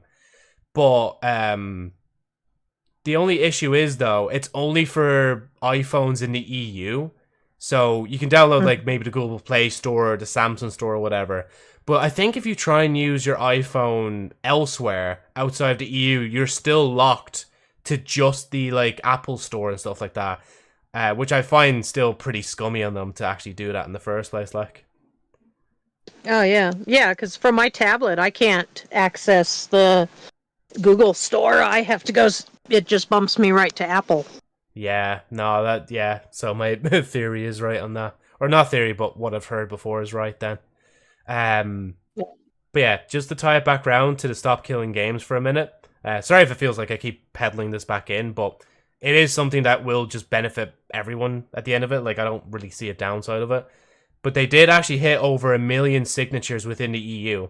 Now, hopefully, a lot of them are actually proper signatures, because if they're not, then they'll invalidate a lot of them. But it's in... I just realized this now. It's in something called Overdrive. So there's actually 4 new goals added to it. So if people keep signing it on up until the 30th of July, extra signatures can basically be added in. And I think they definitely need this because, as I just said there, a lot of signatures could be invalidated. And if they are, at least if it goes over 1 million, then they'll still be counted. So it's on 1,026,000, sorry. Which is brilliant, because it was meant to be 1 million, their goal. And yeah, I'm just happy to see it that it's actually taken that time. Well, again, we won't go into the drama side and why it took that long to get there. All I can say is just it's really happy to see something like that happening. I'm just going to look up actually real quick, because I think there was a UK version of it as well. UK regulations petitions. I can't remember the name of the website. UK Parliament, that's it. Yeah, this is the website. Now, obviously, again, as I keep specifying to people that join the streams and say, am I from the UK? Ireland is not in the UK. Irish people aren't UK citizens. All right. But if I was in the UK, I'd also sign this one as well. Because I believe, let me just look it up. Because there was a UK version of it, but that was only like 100k, I think.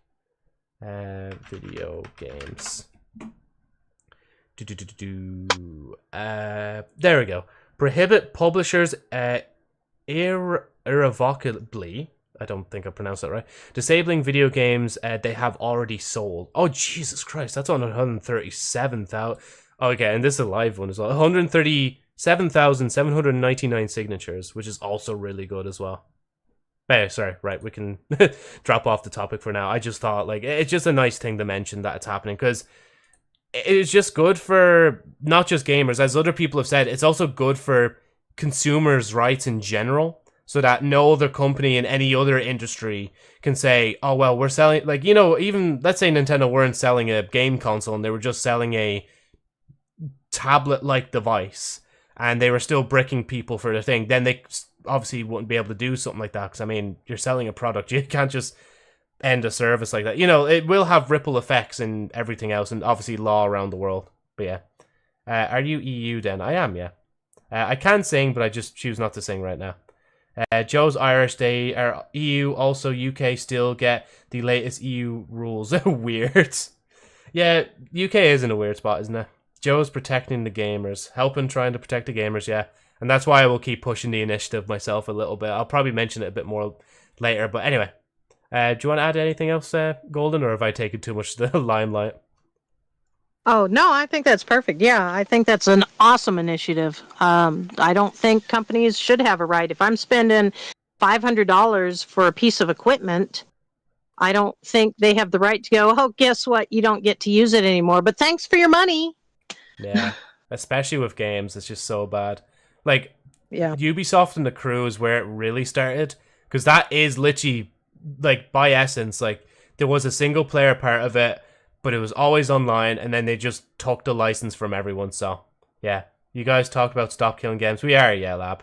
There's over 1 million signatures, in case you know of it, Lab, and the UK version of it is over 137k or something like that. I was saying there, so it's on good tracks. So yeah. Oh yeah, no, yeah, Lab, you're in the EU, right? So you can sign that. Thanks, man. Good job, Lab. I'm assuming. Oh, sorry, go on. Oh, I just said good job. Thank you, Lab. Yeah. We need to stick it up to the companies, because I think actually it was a funny thing. I think Ubisoft were the people that actually came out recently, and they started talking about making like an offline mode for the new Crew games. So like the people who started this whole initiative push in the first place are also the same people that are trying to also advocate for the stop killing video games as well. But I guess they kind of have to try and save face. But anyway, sorry, look, we leave it there. Of course, support the initiatives wherever it is, the UK one or EU. But we will move on now to the next Discord question, which is, would you be okay with a short description of the family members? That is from Lab. But if you're not alright, that's okay. We can always just move on from it. And I also didn't tell you as well, if you want to take a break as well, go ahead. Well, there's four of us in the immediate household. There is myself. I am 50. Done a fair number of things throughout my years. There is my husband, and technically I say that just because it's easier. He and I have been together since I was 20, so 30 years. But we're not actually married. We've never been married. He is a retired firefighter. When I met him, he had just recovered from a broken back that he received on duty and was getting ready to have back surgery. And then I have my son, and he's 20 and going to the community college. He's got 2 more terms there, and then he's going to transfer to the technical institute after that and hopefully get a degree in environmental science and then find something he likes, I hope. And so he's not here, so I can share a funny story, right? He is transferring to the technical college, and they do have dorms. And I figured any 21-year-old young man would like to move away from home and not be under their mother's thumb, you know? And so I told him, I go, well, you have the opportunity. You can go live in the dorms. Plus, it's in town, so you would have consistent internet. You'd be able to go to the grocery store whenever you want. There's some restaurants right there. You could go eat whenever you want. They have the cafeterias. And he looked at me and with fear, he's like, don't make me do that. And I'm like, I'm not making you do that. And matter of fact, he almost didn't want to transfer because he was afraid I was trying to kick him out of the house. So I don't know if that's sweet or funny. And then and then I have Luna, and and she's pointing at me evilly and menacingly, not wanting me to give any embarrassing stories. She is very creative. Different than her brother. Her brother is very scientific minded and loves science and computers and games and things like that. They're both spectrum, but different areas. And she's very artistic. Not good with numbers, but that's okay. She doesn't need to be. And, she has her own dreams and plans, and I just want to get her to that. So, but before I met my quote-unquote husband, he had been legitimately married a few times before. So my children do have 5 other half-siblings. They have the oldest one from my husband's first marriage, because he got married like right out of high school. And he lives somewhere in Texas and is somewhere in his 40s. My husband is 15 years older than me.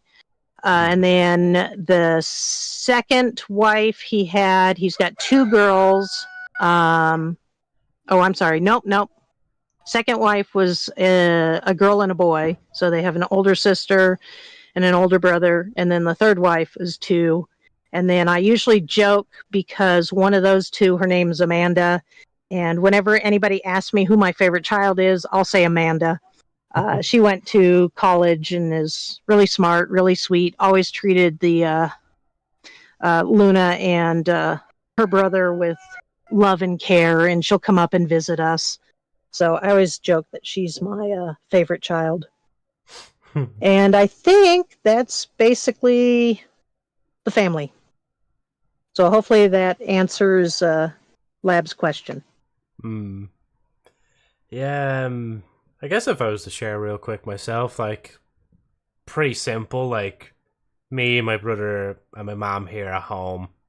My dad did have a previous marriage and wife, but we actually didn't know until he passed. It was only because certain information was looked for him, and then we had to do it anyway. It was off, whatchamacallit. So out there, I think it's just one, and I think I basically have like a half brother out there somewhere. I'm assuming somewhere in the UK, and they probably have to be around. I think we were saying at the time they have to be like around like maybe like 40 or something like that, in their 40s, which is a weird concept for me to think of because me and my brother are pretty close in age, like 2 years apart. I don't think anybody else really comes close to that, especially if I just think about my mom's side of the family and stuff like that as well. But yeah, when it comes to family where they live, it's essentially just mom's side, mainly just here in Ireland, and then my dad's side is like, family worldwide. Just like here, somewhere in the UK and somewhere in Australia, somewhere probably in America, probably I think somewhere in France as well. They're all over the place. Don't know a lot of them. But yeah, facts lab. Oh, that's crazy. Yeah, I think for like extended family, most are either California or states that are nearby. But you were talking about age. Age is goofy because my son, and who goes by Rockin' Reno because his name is Reno. My son, his nephew, they're 4 months apart. So my son is 4 months older than his nephew. And then for my husband, his younger brother, his oldest daughter, and his nephew are all the same age. So that's always a little weird. Yeah, his youngest brother, his oldest daughter, and his nephew are all the same age for my husband.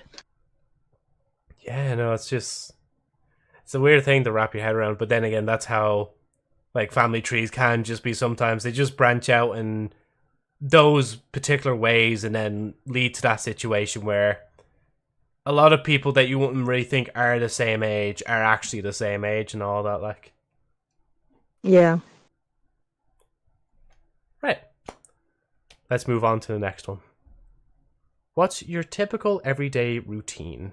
I feel like, do we ask this one already? I feel like we've asked a variant of this question. Or maybe I'm already just losing the plot. It depends on the day. If it's a day that I have to go to work, then it's a matter of getting up, feeding the animals, making sure everybody has water, and then heading off into town to go to work. If it's an all-day work day, like Saturday or Sunday, then it's straight to work, and then I'm there for 10, 11 hours, and then home, and that's it. If it's a day like Monday or Tuesday, and every other Wednesday where I don't have to work till 2, then Luna usually comes with me, and we'll hit up certain shops before we head into work, and then we'll go to work, and then we'll grab a snack and head home at the end of the day. Usually on like Monday, Tuesday, Wednesday, because we live so far away, we don't get home till about midnight. And then Saturday and Sunday, I tend to get home about 9 o'clock because we get off at 7. If I don't have to go to work, then I get up, feed the animals, make sure everybody has water, maybe do a few little chores around, but basically just try to recover and do whatever needs to be done. Make dinner, maybe play games. I don't have as much time to play games as I used to. Yeah. But, yep, that's that. Yeah, no, you have it very, you're like always doing something most of the time, and even when you're not, like as you said there, you just have to recover with those days, like, to recharge yourself. Yeah, facts. Right. Next question. Do you think Joe actually has no face IRL and that's why he's a VTuber? All from Lab, by the way, still. Okay, so when you say that, I don't know how many people watch or used to watch Twilight Zone, but way back in one of the black and white episodes, this guy ended up in this house where people were like cursed. And one of the people that was cursed was because, I don't know if they talked too much or something, but when they turned around, they had like nothing below the eyes. And that's what I think of with that question. Right, Twilight Zone. And then they just have eyes, so... Yeah, it was just eyes. Yeah, they had no mouth. So they couldn't talk, they couldn't eat, and it was kind of creepy. With just eyes, let's see. But it's a really old episode, because it was black and white. Okay, I just maybe need to just eyes, so no mouth and no nose. Probably not this one. And I know they've done some variants of it in recent horror movies, where basically the mouth is just skin. There's nothing there. I remember what movie it was. Well, I think it was when Fox used to own Deadpool and X-Men and all that. They did. Oh, that's right. They did do that in Deadpool when he first showed up in the jail or something. He had like no mouth. And then they ended up 86ing that version in later. That is actually kind of funny to think about. When I know like more of Deadpool nowadays, obviously he likes to talk and be whippy and all that, and then thinking about him back then, like I think literally the joke in that scene was like they had to sew his mouth shut because he wouldn't stop talking. Like, yeah. God, yeah. No, I'm seeing that image now, and it reminds me back then. Like, right. On to the next question. We're taking a break from Lab's question and we're moving on to Brando's question. So what's your thoughts on Baldy Joe? Very clearly not bald, obviously. Well, I think the little emotes are cute bald. And I always tease about it would be awesome to just shave my head and just wear wigs when I want to, because hair is annoying. It gets in my face, it gets tangled, I don't like it, the wind blows. So, bald Joe, that would be cool. Maybe not yet. I know, was it Brandon did actually point out, I think I did, I must have raised my hairline up or something like that, and he was telling me, like, you have to cut that at some point. I'm like, no, I'm good. I'll hold on to it for now. Maybe I am in that stage of being in denial at this point, but sure, look, we'll see how the next year treats me hair-wise. Like, I think it's... Yeah, he was joking about your receding hairline. Yeah. But, like, now that I feel it, like, it is... I hate to admit it, but it is kind of a widow's peak underneath there. Maybe I'll just leave the hair longer. As long as my hair keeps growing, then I'll allow it for now. Like, as long as it doesn't look weird. But when it's, like, when it starts to look, like, desperate, like, or bald or whatever, or the hair's just start getting wispy, I probably would at that point be like, nah, here, look, we'll just get rid of it. So have to at that point, like. So then I picture either my grandpa, who basically was kind of bald on one side, so he had a comb over, or, that orange tinted president we have with his weird kind of comb over look. Yeah, maybe better to shave at that point. It's the best toupee I've ever bought myself. It's the best. It's not glued on. It's just the best. It just sits there and sits nicely. I don't really do a good impression of the Oompa Loompa, as my dad used to call him. Actually, that's a pretty good impression. Thank you. Maybe it's the mics, over Discord, it's compressing it, making it sound better, like. Citizen, I need your information. Can you please give it to me now? Anyway. Right. Next one. Now we're back to lab questions. Would you beat Luna if you arm wrestled? Yes. Yep, there we go. Except she would cheat and probably bite me. Because she does bite. Yeah, because she says it's not in the rules that you can't bite during an arm wrestling competition. She's not wrong. She isn't wrong, but still, yeah, I would count that as cheating in my own playbook. Like, I think I'd be too scared though to arm wrestle someone. Like, I know I could also say yes, I've gotten stronger in that sense, but like when I was younger, I think I watched like I don't think it was or maybe it was a compilation, but basically people's arms popping, like when they're doing arm wrestling, and that probably put me off, like wanting to arm wrestle. Like, I mean, obviously, like if a younger relative of mine came up to me and would be like, "Oh, arm wrestle me," then yeah, I would do that for fun. But like if I was up against another person that was proper strong, or I thought they were the same strength as me, I'm like, I'm fine. I'll go along with it, but you can win this one. I'm not losing my arm today. Or like having it get dislodged. I wouldn't do a serious one where it would maybe cause damage or something. I'd give up before then, because I need my arms. Yeah. And I had one of the doctors I worked with, he went to the gym one day during lunchtime and didn't come back because he was lifting weights and detached one of the muscles. Oh, Jesus, yeah. And so when he did come in before he had surgery, it was like, oh. And yeah, his arm was never quite the same after he had surgery done. Yeah. Yeah, no, take care, like, because, again, touch wood for myself, I haven't broken a bone, or I think I've come close to it with my pinky toe before, but it was that bad that my dad told me that I might as well have just broken it. Not in a horrible sense or anything like that, but more so of just a pain sense. He said you might as well have just broken it.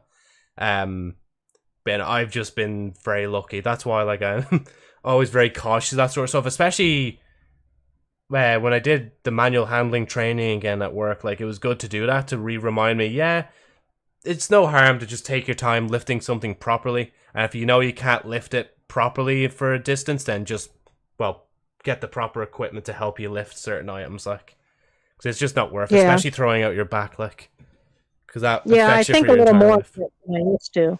I think a little more of it than I used to because I have degenerative disc disease in my back, so I can't lift as well. But when I was younger and I'd be doing, a dental cleaning on a dog, and the dog might be, I think the heaviest one I lifted was 225 pounds. And then when I was done, hefted him up and put him in the kennel like it was nothing. And now I can't do that anymore. Yeah, 102 kilos. Sorry, I was just looking up the conversion on that. Oh. Yeah, Yeah, I that's could quite have done the 2.2, but I didn't want to. Yes. God, yeah, because I need to get new weights for myself. I only have 5 kilogram ones in my house. Could probably lift 10. They'd be fine. I'm just trying to think the last time when I actually was lifting weights before. 10. Oh, so 20 pounds. A little over 20 pounds. Yeah, it's almost like double the amount. Like, as I said there, 225 is 102. Yeah, 2.2 kilograms per pound. Yeah. Because I was going to say, well, if you do if you do a gallon of water, pounds per gallon, they just need to carry 2 of those in one arm. So 8 pounds per gallon water. So that's 8.3 pounds, and 8.3 pounds. That's so double that. Yeah, that would be around 16 kilograms. I'm losing the plot here. It's just my brain's like it's trying to be smart with calculations. Like, sorry, go on. So the reason why I mentioned that is because the last term my son had to do a weightlifting class because it was 1 credit and he needed to fill it in for his student aid. And we don't have weights at home. So he was using gallons of water as weights to do the curls and stuff like that. Yeah. Because it was cheaper. So I was saying, I don't bother buying the weights because they charge $1 per pound here, basically, for the weights. And you just use gallons of water, gallons of milk. Yeah, no, actually, I don't doubt you at that point, because I think the weights I have there must have been around, 30 quid or something like that? They're 5 kilogram each, so what? I'm getting charged €3 per kilogram, essentially. Which is madness when you think about that. But the funny story, actually, the shop I got them from is shutting down now, so guess maybe... Oh, they might have some on sale then. Mm-hmm. Should go back in at some point. But I do remember trying to lift them around the town when it was weaker. Be like, don't worry, I got it. I'll keep lifting them. Because we didn't have like bags strong enough to put them in. You have a car. What? You can just put them in your trunk now. You can just put them in your trunk now. You don't have to carry them on the bus. Yeah, true that. Right. Lab also asked, do you know another language, ever wanted to learn another language? So, basically, do you know it, or have you ever wanted to learn another language? So, in high school, I wanted to learn German, but they only offered it at the other high school, and I didn't have a car, so I wasn't able to do that. I still wouldn't mind.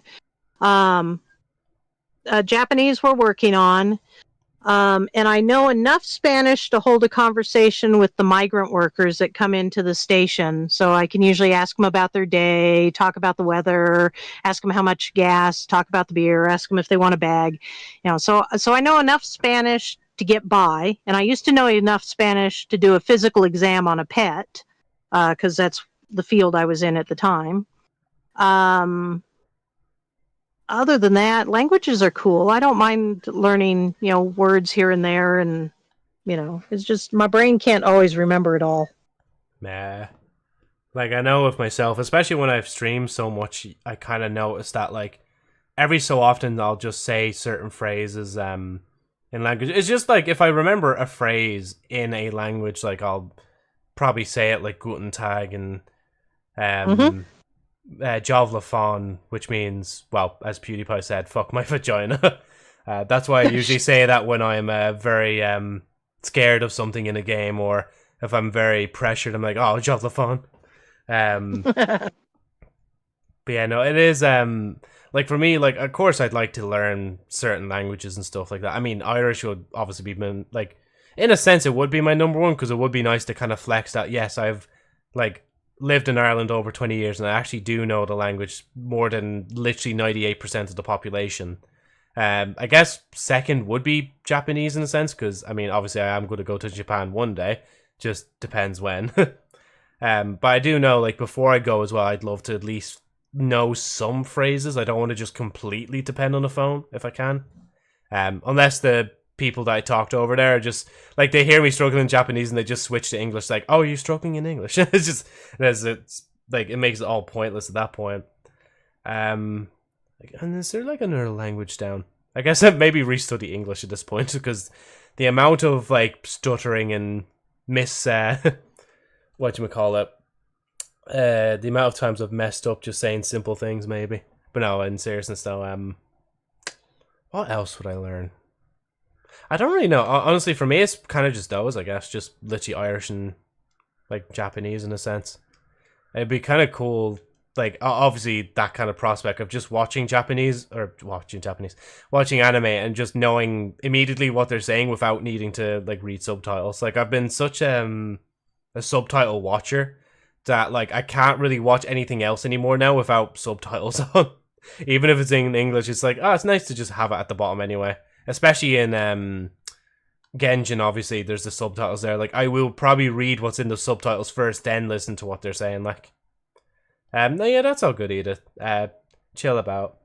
I think it's mostly EU countries that will switch to English if you're struggling with your native language. I think Asian countries aren't as fluent, which is why English teachers are in very high demand there, yeah. At least from what you're saying, yeah.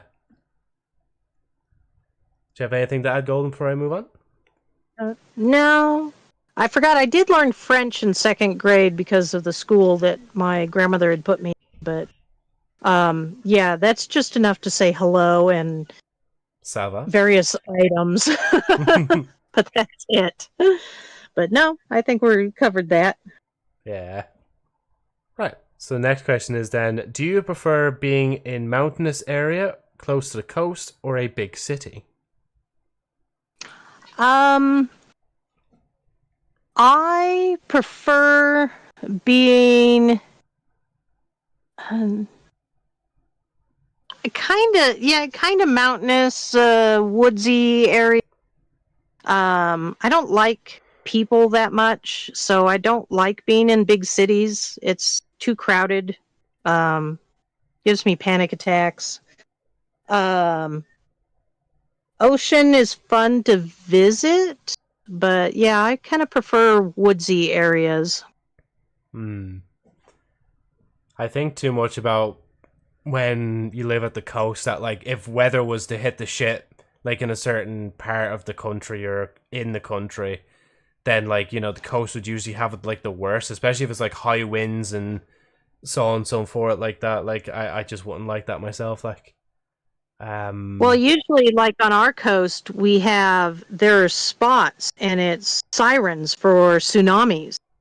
Yeah. And if there's, like, an earthquake here or there, then they set off the sirens, and there is literally, like, a line on the highway that says, hey, if you're past this line, you might make it. And one of the lighthouses we visited, there was a school near there that had gotten wiped out once during a tsunami, and you can see, you know, the playground equipment's still there. And it was from a long, long time ago, but it's, like, scary. So, yeah, I don't like the whole living at the coast, visiting, okay. Yeah. Right. I think we don't have to go rapid just yet. I'm just keeping an eye on the time as well. Let me scroll back to where we were. Right. Do you think there were enough bear questions in the last episode? I think there was probably the perfect amount of bear questions, only to learn that he's a lemon. I mean, I'll be honest, even myself, I kind of learned that at the last second. It's once I got his PNG, I was like, oh, okay, we're going with a lemon theme for this one. As opposed to bear, like. But of course, Brando explained in the last episode why he is referred to as bear, like. Show me the time. Right. What is something Joe should really stream? You have the floor. What will you suggest to me? I think it'd be, like I said before, I think it'd be really cool if you could get that developer, if he would do a podcast. I think you'd have to do a little more kind of set questions type thing.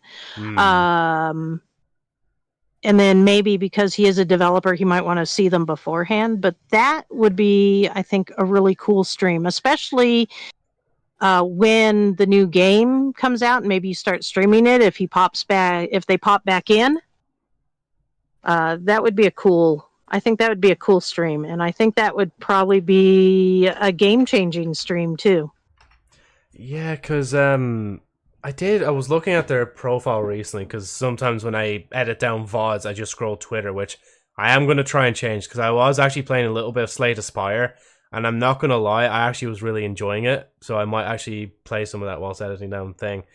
But they were mentioning something about that recently. Yeah, so I shared it in the Discord about the 5,000 downloads.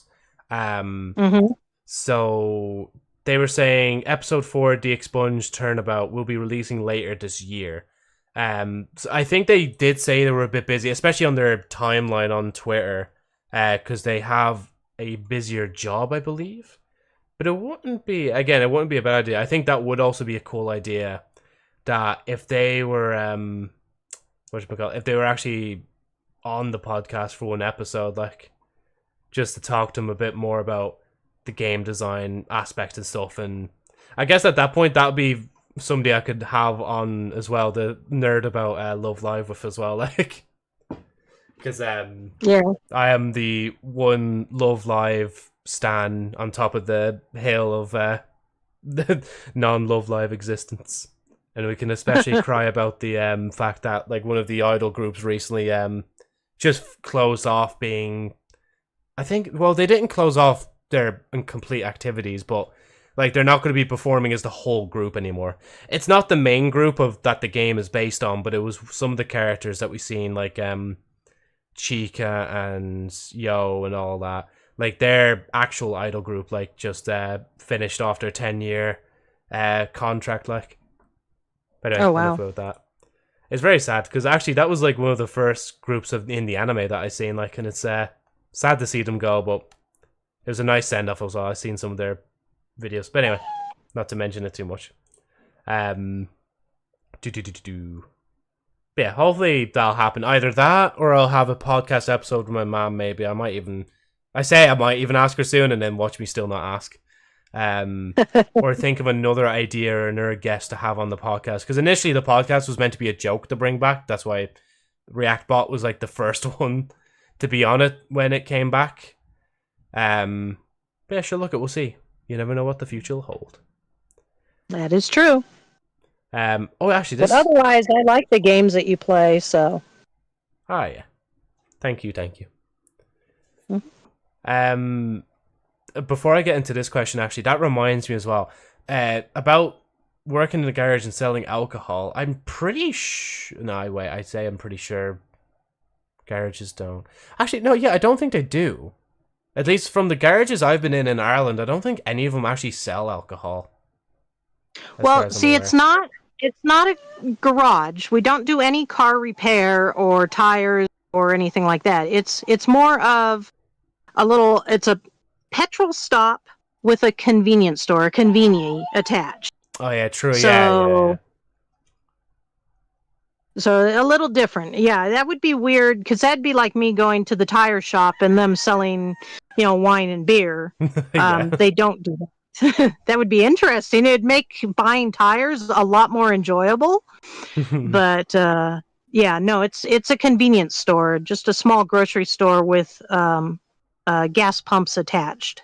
Ah, okay, yeah. No, I and understand. that's how a lot of the gas stations are in the area. Let's see. And if you want to go to a garage, most of them are completely separate repair shops, not attached to the stations at all. Ah, okay, yeah. Because I know a lot, like, there is obviously a few in Ireland that are on their own as well, but some of them will also be attached or literally be right next door to a garage. So, yeah. Do you ever make any beverages? I'm not sure what Lab is asking. But I think you do. Well, I used to. I'm not sure what he's asking, but I used to make moonshine. Just, really strong distilled alcohol. And I used to do a couple different flavors. I'd make like a caramel or a coffee, but I used to add CBD to it. Yeah. And because that doesn't affect me, and because of things that run in my extended family, alcohol doesn't affect me as much as it does other people. So I would make a batch, and then I would say, hey, can you guys, try this out, tell me what you think. And apparently, I guess, it tasted good, but two, I guess it was a really effective beverage. And so I used to make and maybe or maybe not sell it occasionally. Yeah. So that's what he's asking about. Otherwise, at home, we just make matcha or coffee, and we don't use a kettle. We'll use the microwave to heat up the water sometimes, only because with the pot that we have to go turn on the propane stove and put the pot of water on to heat it up. Oh, the pot. That's a big trouble. Because it eats propane. Yeah. And propane is expensive. I understand. I'm trying to hold back. So he won't yell at me for using the microwave to heat up water. So, you don't have a kettle now? Or does the kettle need to be... Sorry, go on. Yeah, we don't have an electric kettle because that's electricity.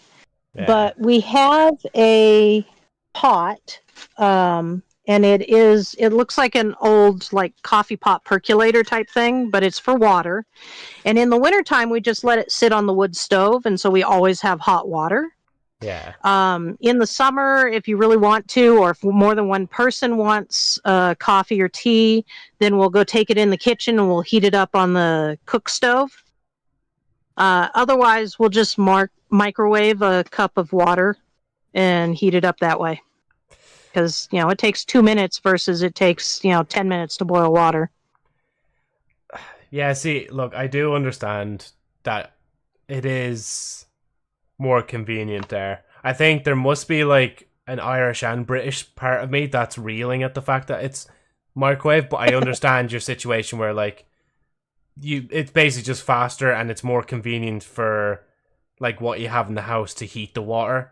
Rather than just waiting that time, like, it's better to just microwave it as opposed to, especially with it being a propane tank, and as you said, it's expensive as well, like. So I'll have to I'll let it be for today. I won't say anything more about it. Because I was gonna say, at least Oyster's not there, because he would yell at me. I even sent him a video one day on how to piss off your daughter's British boyfriend, and it was me microwaving a cup of water for tea. Yeah. And, like, admittedly, I can't say too much as well, because, like, even though my dad was, like, born in Britain as well, he used to microwave his coffee. And I did the same method, because that was the easiest way to do it at the time. But, of course, slowly over time, I did change. I, like, literally, like, obviously now I use a kettle, I boil the water, and then I used to actually put in mostly milk and then a bit of coffee, but it's changed. Basically, I'm trying to be like, I make coffee better. No. But no, it's more so just like, with what I have, I can just like make that. Like, I don't know where else I'm going with the sentence. But anyway. Yeah. Well, in the winter, we'll use the kettle because it's always hot and always on the stove. Yeah. And, if we're out and about, then we'll just use, the stove top to heat up the water. But, a lot of times, especially in the summer, when you don't want to heat up the kitchen with the propane stove, it's easier just to microwave it for a couple minutes. Yeah. I would ask this question, but I already know the answer to it. It just says tea or coffee. And I'm assuming it's still tea. Yeah, I still prefer TT. Yeah. Do. This is a question for me. Other than Joe, who's a famous person you loved working with? Halo emoji. Oh, Joe's the best, of course. Yes, of course. So I have met lots of people. Let's see. When I worked at GoPro, I worked with Taylor Swift's stage manager. To help him set up cameras and configure cameras. I worked with the director and the producer of a movie called, I think it was Agent 47. Oh, that sounds like a Hitman related one. Yeah. And he wanted to do an array of cameras to do some slow-mo react type thing. Let's see. I also talked to stage manager and producer and helped them with their cameras for like the Emmys and the Oscars. Jeez. And then just people that I've met, Robin Williams, because I lived in the Bay Area, so there's lots of people that lived in the Bay Area. When I was younger, like in high school or just leaving high school, I worked at an old movie theater, like really old antique movie theater. And oh, my brain just died. You worked at an old Clint antique Eastwood. movie theater.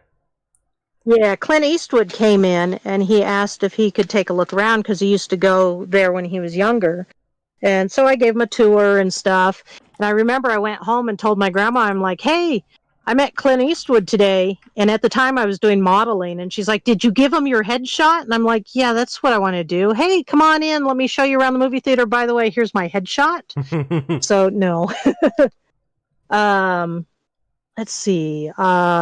I have met, I know that Lab asked about like Prince and Michael Jackson, who I have not met, but I have met Snoop Dogg, the cast of Kiss. Matter of fact, I have a picture of my son at about 6 months old being held by Peter Criss. Let's see.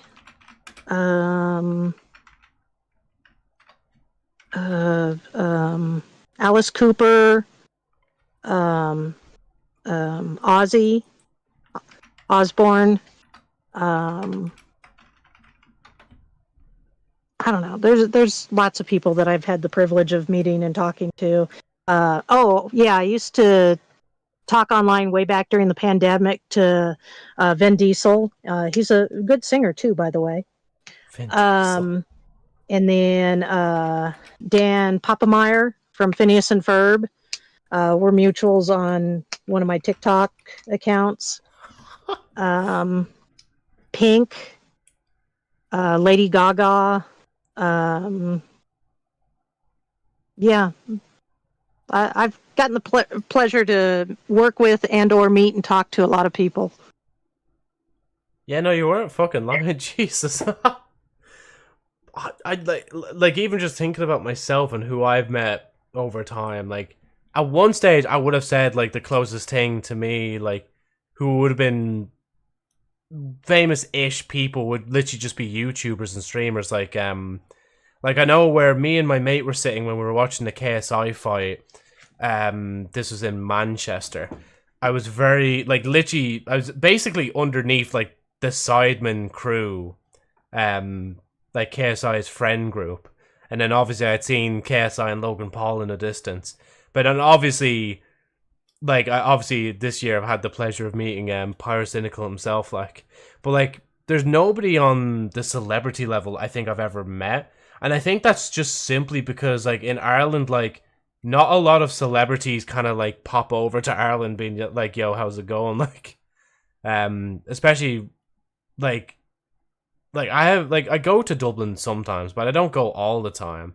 And like even with Dublin, they wouldn't really have a lot of celebrities just like kind of randomly walking around the streets. Like, but then again, I haven't just been to a lot of places. Is the main thing. That's probably why I haven't met like a lot of different people. Because yeah, genuinely, I'm just trying to think now. Like, there's nobody else other than really YouTubers or anything like that that I've actually met. Like, yeah, no, can't really think of much else. You've definitely been very blessed and privileged to just meet like so many different talented people from like all sorts of celebrities that are in all sorts of media. Just to be honest, yeah. Yeah, it's just because I lived in California most of my life, and so San Francisco is there, and they do movies in San Francisco, and so it's just lucky to be able to meet people. Joe Montana. So I've met ball players too and stuff like that. And then, like I said, in some of the jobs, it's just a matter of okay, them needing help, and most of them are just really cool people. You just treat them like people. And then during the pandemic is when I kind of got a chance to talk to more of them more personally, because at the time some people were just starting up TikTok to keep themselves entertained. So I just happened to be there, and it's like, oh yeah, remember I ran into you here, there, or whatever. So we become just strange little mutuals. Indeed, yeah. Like, I did think of a thing in the back of my head, like Swifties. This person has met your queen. Come, Swifties, we must converse. We must converse right now. Now, I've never met Taylor Swift, only her stage manager. Oh yeah, true. Sorry, true. She's met the stage manager. Basically, same thing. Come on, couple in. Yeah, no, that's mad. Like, jeez, yeah. Right. Anyway, moving on from that. Like, it's too exciting even to speak about anything else. I'm getting tongue-tied just trying to think about it. No, you don't have to be sorry. I'm just like, just trying to fathom that, like, just meeting all them various people. But as you said, like, the main thing is, at the end of the day, like, no matter what celebrity you met anyway, like, just treat them as a person and help them out where you can if they ask for help, Yeah, that's about it. It's just it's weird sometimes because I don't think about it, because they're people and they've done really cool. Like one of my good friends, I've watched him go from basically like a nobody. His name's Will, and he used to do rodeos and do trick shooting and stuff. And when Oppenheimer came out, he's actually in that movie. Oh, is so it? Yeah. it's really cool to see that my friend Will has just watched him over the years just succeed. Yeah. Do you know like what role he plays? Like, is he a background character or a sub character or main character? No, he's a sub character. Sorry, I couldn't think of the other name for it. Was supporting character? Sorry, not sub character. Well, support, same abbreviation. Ah, yeah. No, that's fair play to them. Like, he didn't get to go down the red carpet, but he did get to go to the award separate award dinner for the other support characters during the Oscars. I mean, hey, look, he's there, like, and it's fair play to him. That's still like getting to that spot, because I'd imagine there's probably some people that worked on the film that didn't even get invited to that, like, with how big like, productions are. A lot. Right. Anyway, moving on to the next question, not from myself, from Lab. Well then, can you tell us about your jobs and your Hollywood infamy? I mean, we kind of already went over a lot of that, but is there any other little bits and like nook and cranny stuff in between that you want to mention about meeting all the different celebrities, or? No. Let's see. I worked at the movie theater when I was finishing high school and doing modeling, and then after that, I went to specialty school for animal husbandry and became a vet tech. And that was pretty normal. Occasionally met people. That's when I, met Kiss. Even did some work with a tribute band, a Kiss tribute band called Kiss Army. Let's see. I also was a bartender at that time for a little bit. Didn't meet anybody exciting there. Just usual townies. Yeah. And then, like I said, GoPro was pretty cool because you never knew who was going to call you up and want to talk about whatever or need help reprogramming the cameras or setting them up to do whatever they wanted them to do.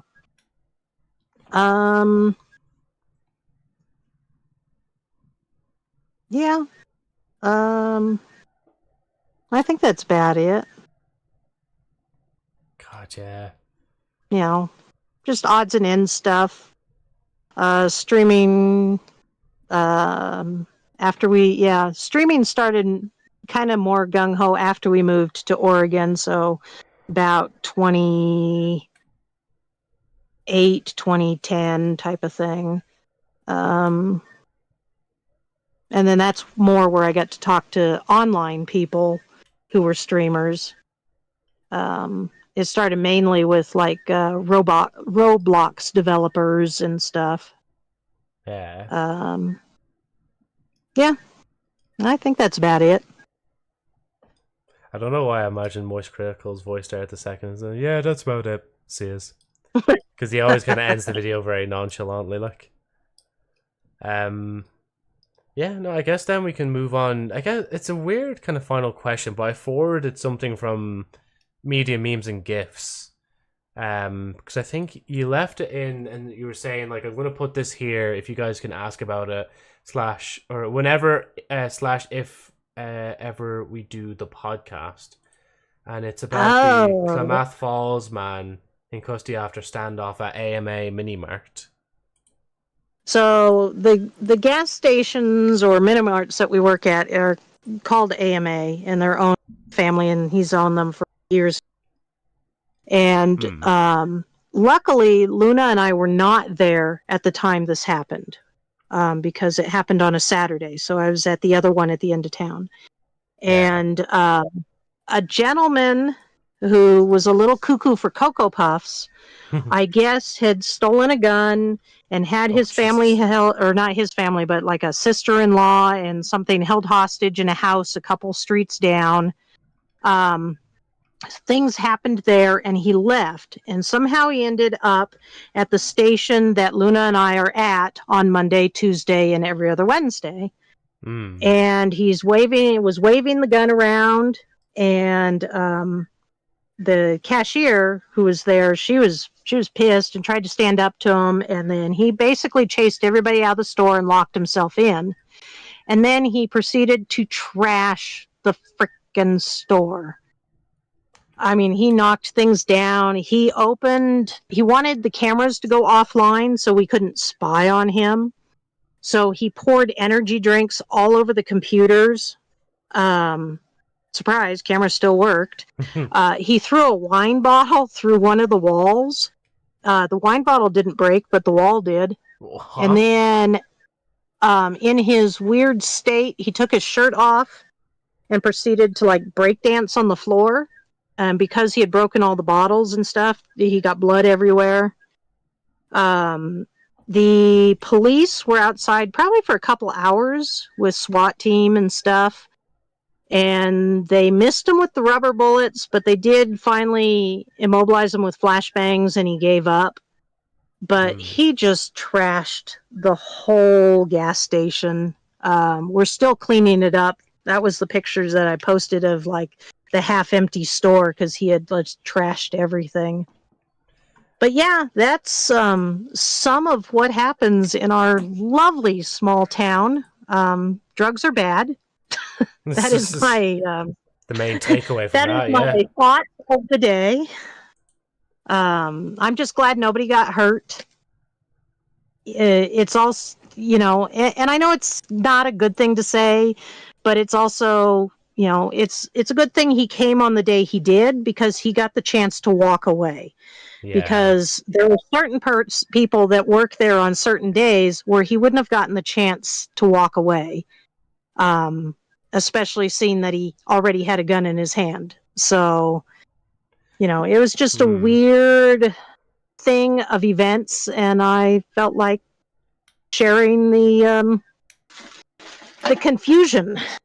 Just here as well, like, because, yeah, no, it's just, like, again, with how coincidental the timing is that you didn't work on that day as well, like, but as you were saying as well, it's good that you got to walk away, because all it took was for the cashier, like, I don't know if you can maybe disclose it because of work-related stuff, but, like, I'm assuming, would you have, like, any weaponry behind the till, or is that more so just for your own personal protection, like weaponry? Yeah, so it depends on who's working. Yeah. So if he had come, Melissa, the girl who was working, Melissa, she's shorter than me, and she didn't really have anything to protect herself. But Luna made the point she should have just grabbed the scissors, had her right there because they're really sharp. The gentleman who works the morning shift before me is taller than the guy who came in and is ex-military, so he probably wouldn't have survived him, even though he can't have a sidearm because of past mistakes that he's made. I probably would have had a sidearm, plus I've done martial arts since I was 6 years old. So there's been times when people have tried to steal from me, and I've caught them at the door and done a quick little joint twitch and pulled what they got away from them. And the way he came in is where Luna usually sits. So I definitely would have mama beared, and he would not have walked out. Yeah, no, like it's just scary shit thinking about those possibilities, but thank God we're on this particular timeline where that didn't even need to happen. Like, you didn't need to intervene. Yeah. The guy actually got to walk away as well. Because even, like, again, could have been just one, like, even just the military guy there, that, like, he could have been just in that day, and he would have been, like, I'm assuming he would have been justified in a sense to retaliate, especially if he's destroying property, like, damage at that stage. And well, he didn't destroy anything until he had kicked everybody out, luckily. But when because the video we watched, he walks in and walks behind the counter, and Melissa stands there and, well, gets in his face as best as she can, and he's waving the gun kind of like over his head, and so she and everybody else, he kicks everybody out. So the other patrons that were in there and her leave. And then that's when he started pouring stuff on the computers and tearing up the store. Yeah. So that's why I'm saying. And I would have felt bad afterwards, because later we learned that gun was empty that he was waving around. But at the time or in the moment, nobody knew that.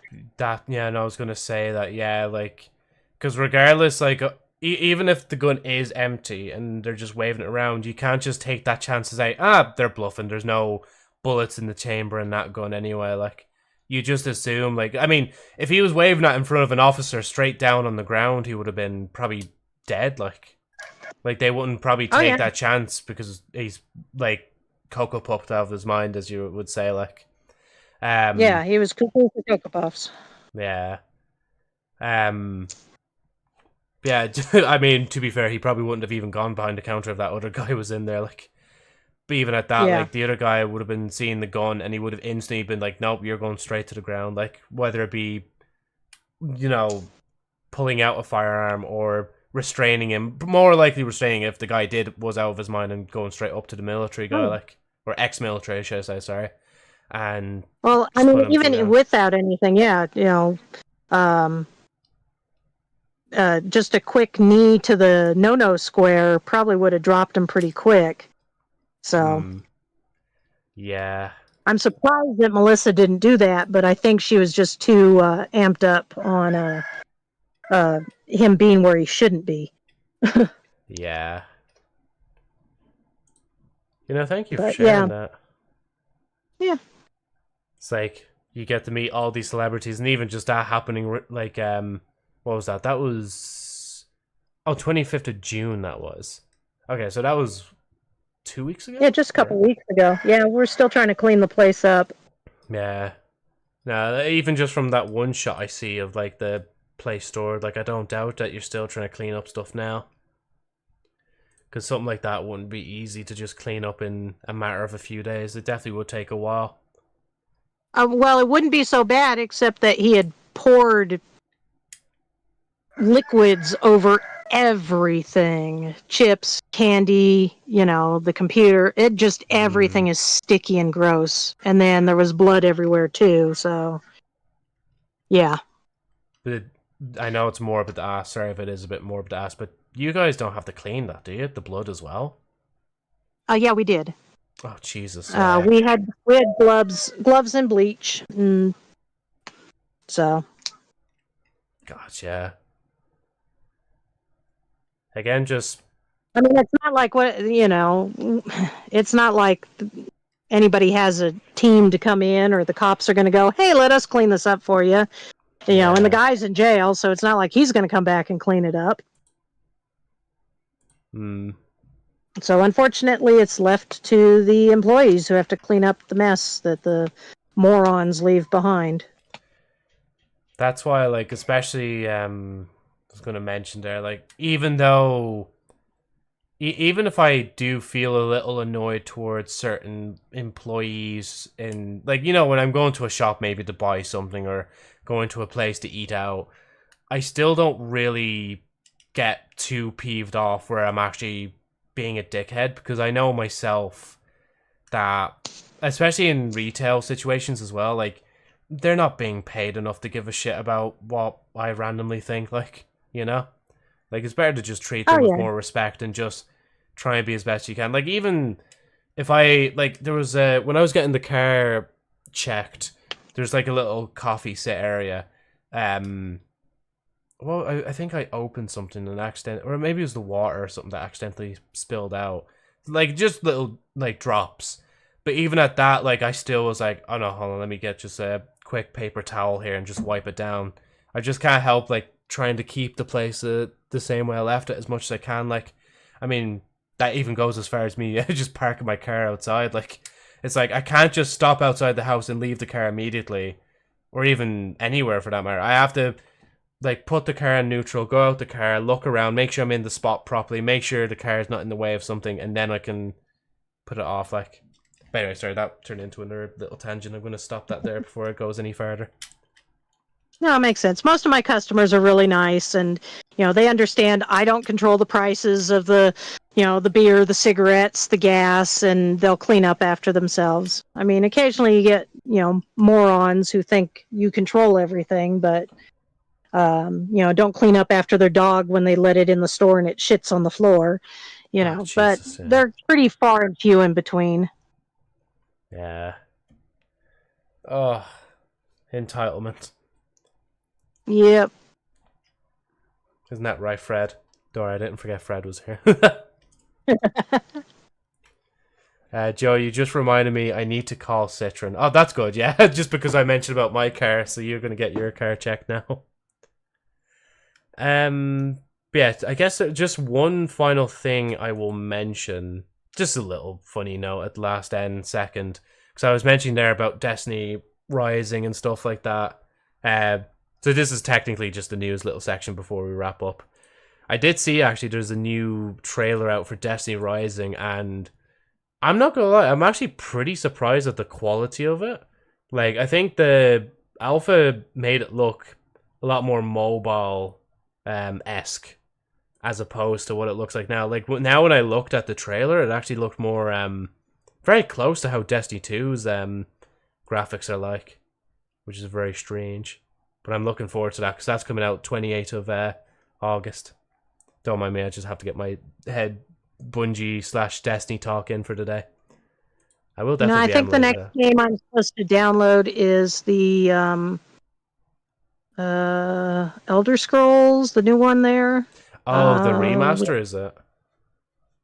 And my name is the second part of the name escapes me, but yeah, I'm supposed to download that one. So wait, it's either Elder Scrolls or Elden Ring. Elden Ring, sorry. Ah, yeah. The basically open world Dark Souls. I still haven't gone back to Elden Ring in a long time myself.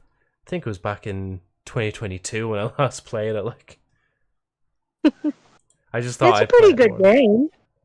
It is, yeah. No, especially for someone like me who is not really good at Dark Souls games. Like, I love the kind of open world aspect to it.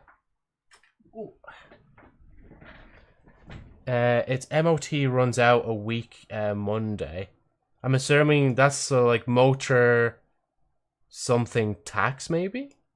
Or maybe... I can't think of the acronym. But yeah, no, it's good that I've reminded you about that, man. So you can keep on the road, like.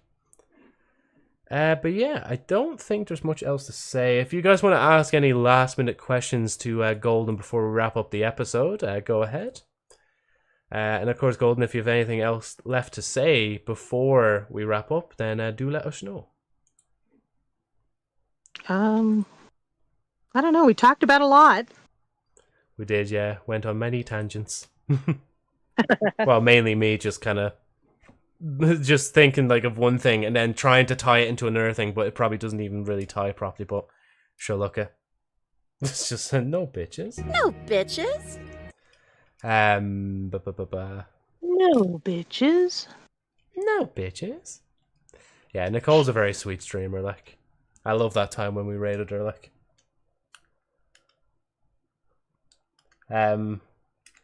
Ministry of Transport. That's it. Yeah. We have Fred here as well. Ooh, it's nice to have you back. That's one thing I really like about the state I live in. I don't have to do smog check. Just have to register the cars every 2 years and have insurance. I don't have to worry about doing smog or anything. Oh, so that's probably... I'm assuming smog could be more for like when you're... Bitches. No bitches. I'm assuming that's more for when you're maybe closer to bigger towns, right? Or... Well, no. So the state I'm in doesn't have it. When I lived in California, they're pretty strict on their emissions controls for the cars, and it would cost about $80+ to go get your car tested before you could register it. Half the time it would fail, and you'd have to pay to have it retested. And usually they would fail because the catalytic converter needed to be replaced or, whatever reason. Yeah. So at least in Oregon, I don't have to have smog, so that saves money. And the registration is a lot cheaper. I can get 2 years for what I was paying down in California for 1 year. Ah, yeah. I'm trying to think of car costs myself. I know... In Ireland, we do have the NCT, so that's the National Car Test. I think, well, it might actually be that, but it's similar enough sounding to that. Some cars, I think it depends how old they are, they have to be tested just in general for important like motor functions like headlights and indicator lights, how the engine's going, gearbox, tire pressure, I believe, would fall under it as well. But some cars would have to be tested like every year. But I believe my one is probably every 2 years because it's October next year when I need to get it actually NCT'd, which is actually pretty handy. Because I think my dad actually had to get his car done every year, if I remember right. Or maybe it wasn't. And then obviously, hopefully now... a year from now, my insurance will be like, oh, look, you're paying a lot less this time because you've been a good driver.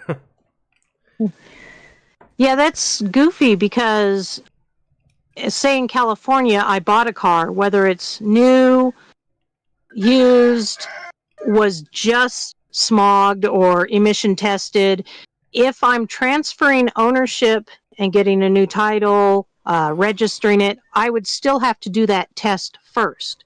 Even if it was just done 2 months ago by the previous owner. Oh, that's annoying, so that's kind of cool that yours follows the car and not the owner's ownership of the car for your test. Yeah. I do find that pretty handy.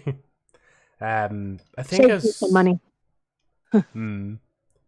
because I think if it was like taxed before it was given into the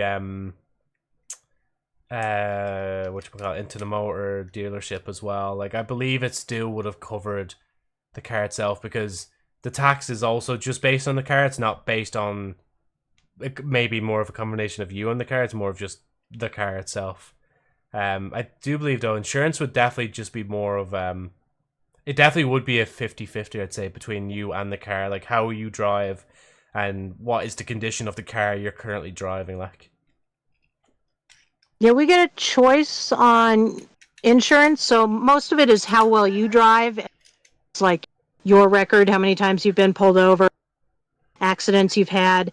But then you also get the option of how much coverage you want. You could have a full coverage, which costs a lot, so if you hit a car or a car hits you, can almost replace your whole car or get you a new one.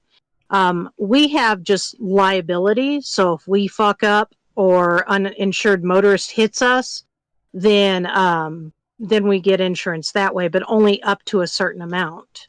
Yeah. I'm very paranoid with things, so I ended up going full comprehension.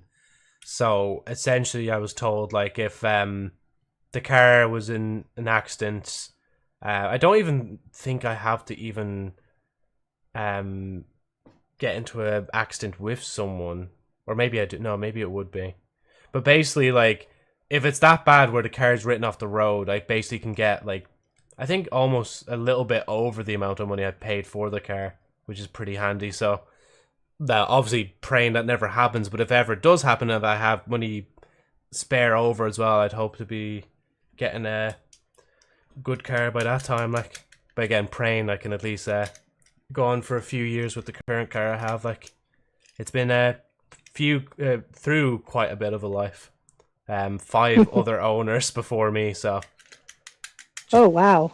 Yeah, so praying it'll hold up for now. Like, as I've said before with the car hunt and stuff like that, you just kind of have to take what you get and go from there. Like,